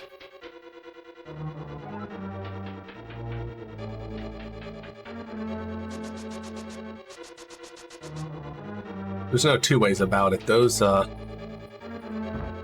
chain chomps suck. That room is awful.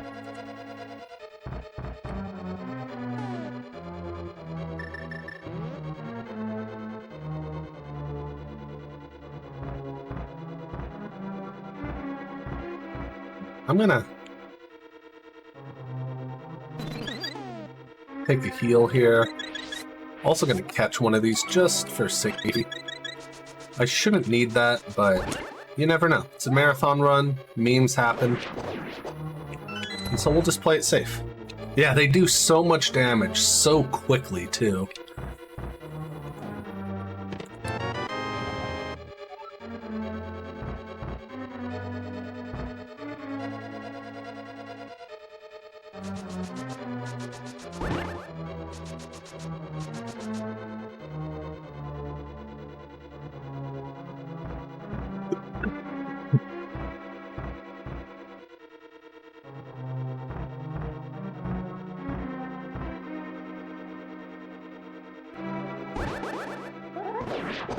Like, that's kind of a bad pattern. I have enough bombs. Alright. I need to remember to get the heart piece here. I had a hundo PB pace run going here, and then I forgot this heart piece out here. And then I was like, hey, how did I just save like a minute? And then I realized what had happened. And it was like, oh no.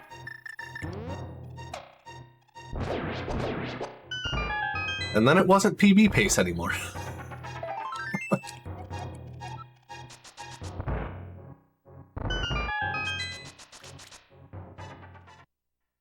I know, right? It's almost like a forgotten art, this game, vanilla. Yo, AK, welcome. Hope the stream went well. What were you up to today?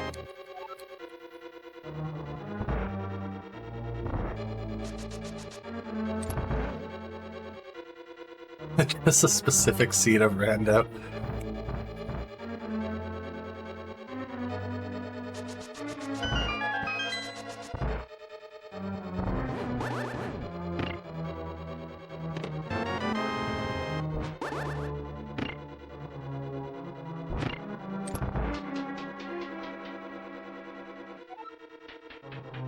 A new seed. Oh, nice.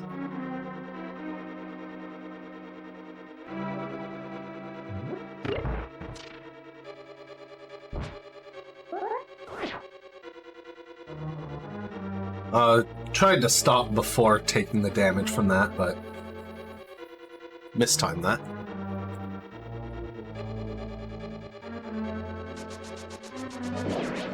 Ooh, nice, we got the kill. Okay. It's really nice when you get that kill, because then he's not there on the way back.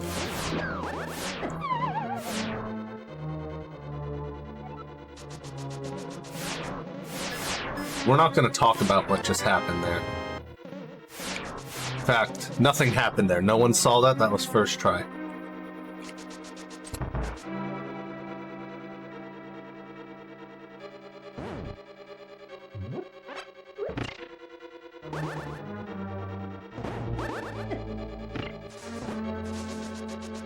We're also not going to talk about that.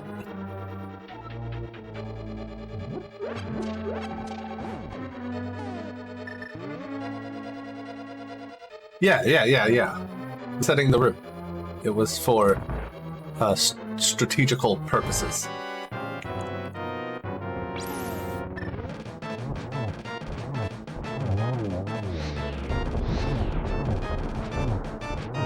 Well, that's kind of unfortunate.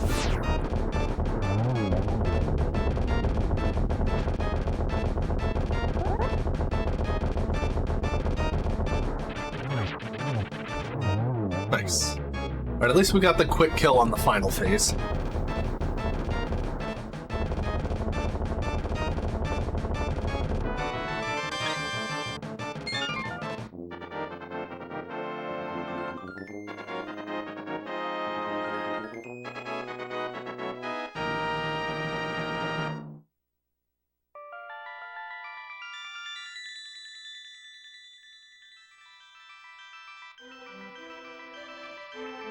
Yeah, you can actually use sword instead of hammer.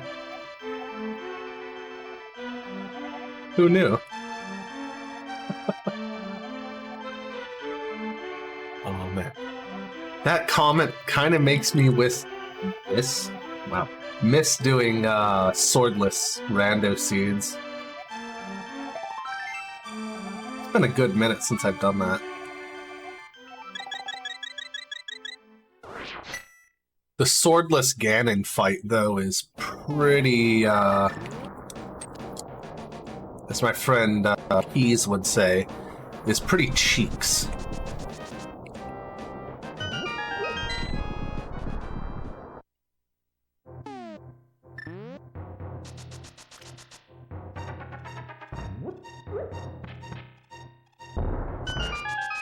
Like, you can do it without, silver arrows, but you probably don't want to.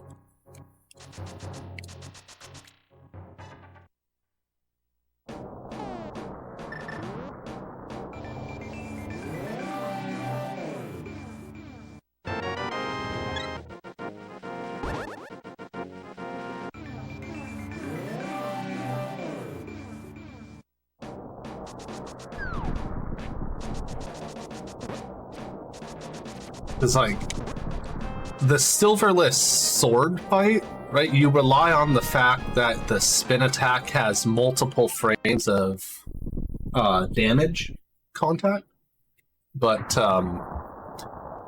with the hammer, you know, you have to get that. I want to say it's like a 2-3 frame window. You can actually hit Ganon. And without the spin attack, you have to rely on actually hitting that with the hammer, which already has the jankest hitbox imaginable. And, yeah.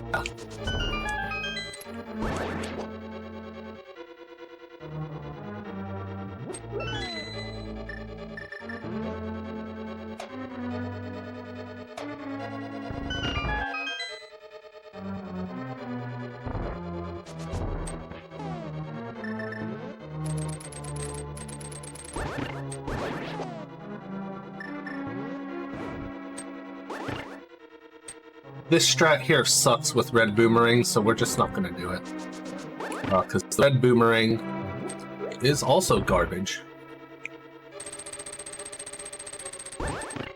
This is one thing I do love about Rando, is you can, if you have both boomerangs, you can switch between them. And you can't do that here. Is unfortunate.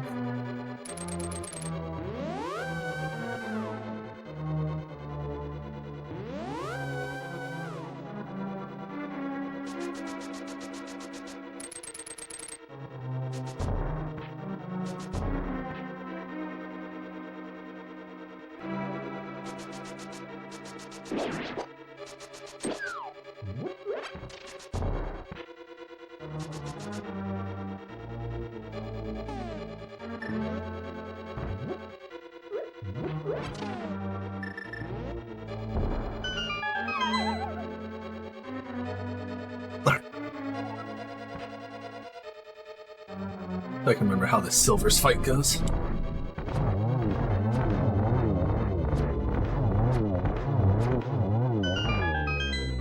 Alright, don't mirror out, don't mirror out, don't mirror out, don't mirror out, don't mirror out. We need the red tunic. Okay. I have a bad habit of, you know, just out of habit, just mirroring out after grabbing those arrows.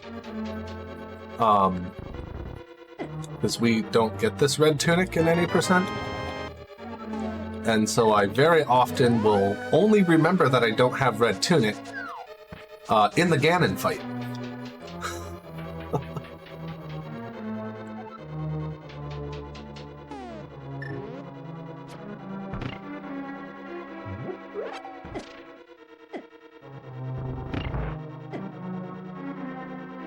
Which is obviously not ideal.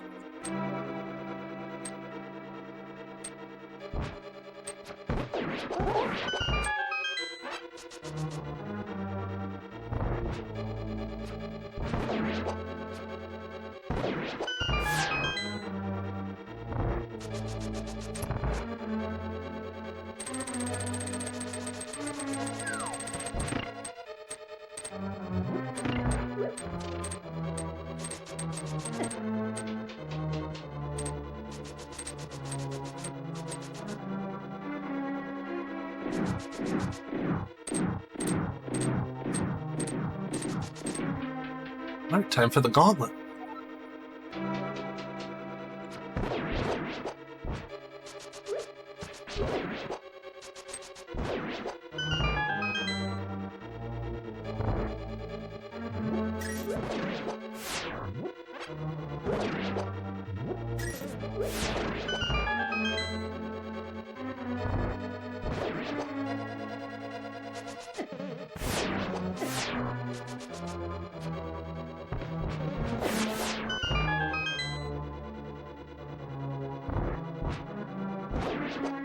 This has not been a great example of the gauntlet.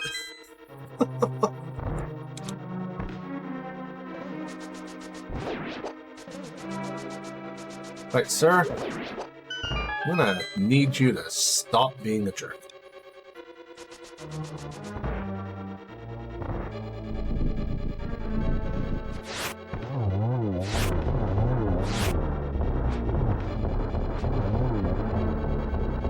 Alright, well, still one cycle at least.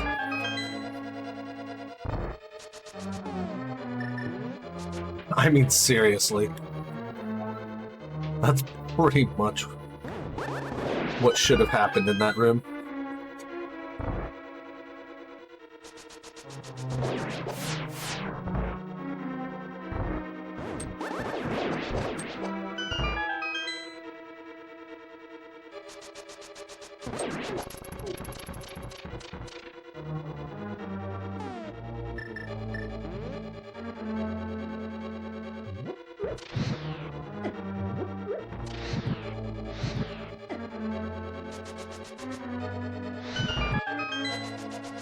Alright, I made up for Retrothon. I didn't massively mess up that room.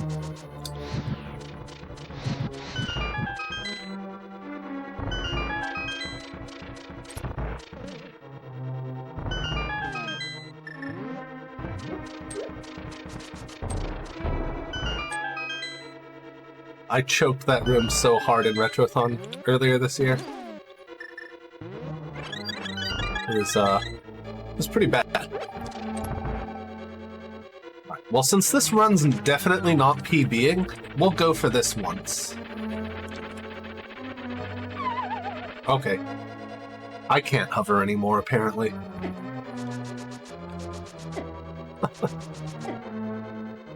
Or just have basic functionality in playing the game. Either, apparently. Oh. That was rude, sir.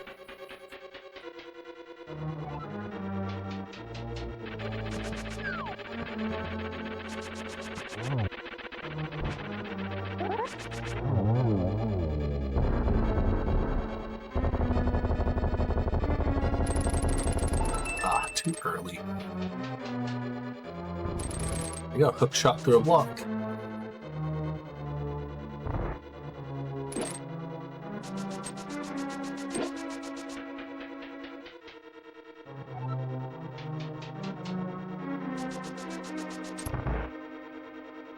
I don't know.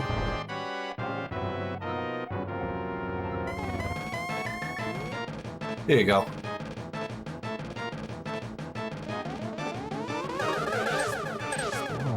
Y'all know about this?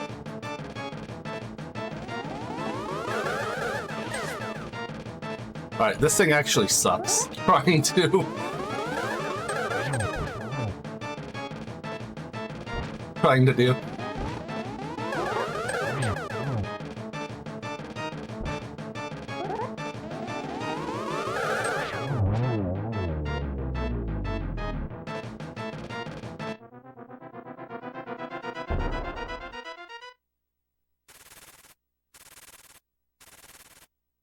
I figure we're not going to PB anyway, but we'll still be underestimates, so I'll at least try and do it.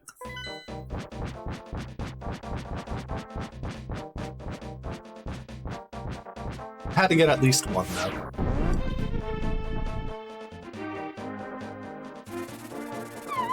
Let's go.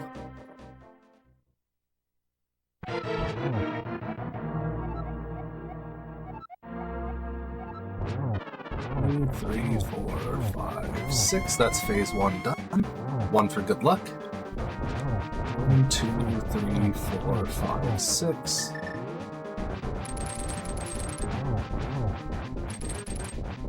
Only 6 needed in each of the first 2 phases with Gold Sword.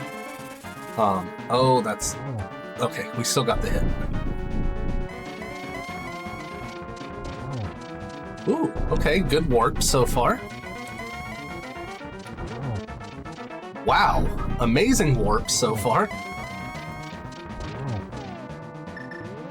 What is this phase 3 and why can I never get this on an actual run? Hello?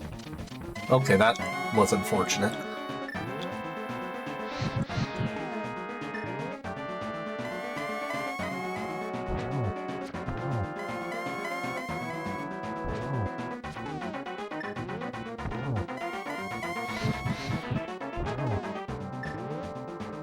Dude, stop putting yourself in a corner.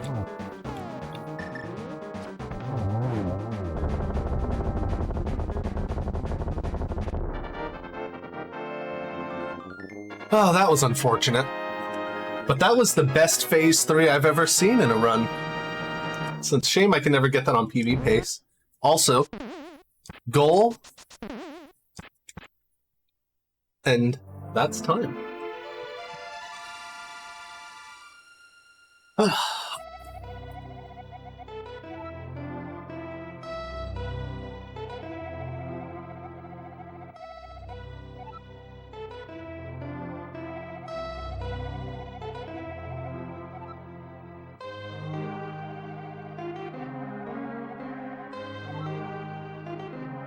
Thanks for the GGs. Oh, we're not quite done with the Link to the Past goodness, because we have its sequel coming up right after this. And so this is actually, I'll just talk about that when we get over to the game. So I don't know if we want to transition to transit or go to a transition screen or what, but I'll be back with another Zelda game in just a moment.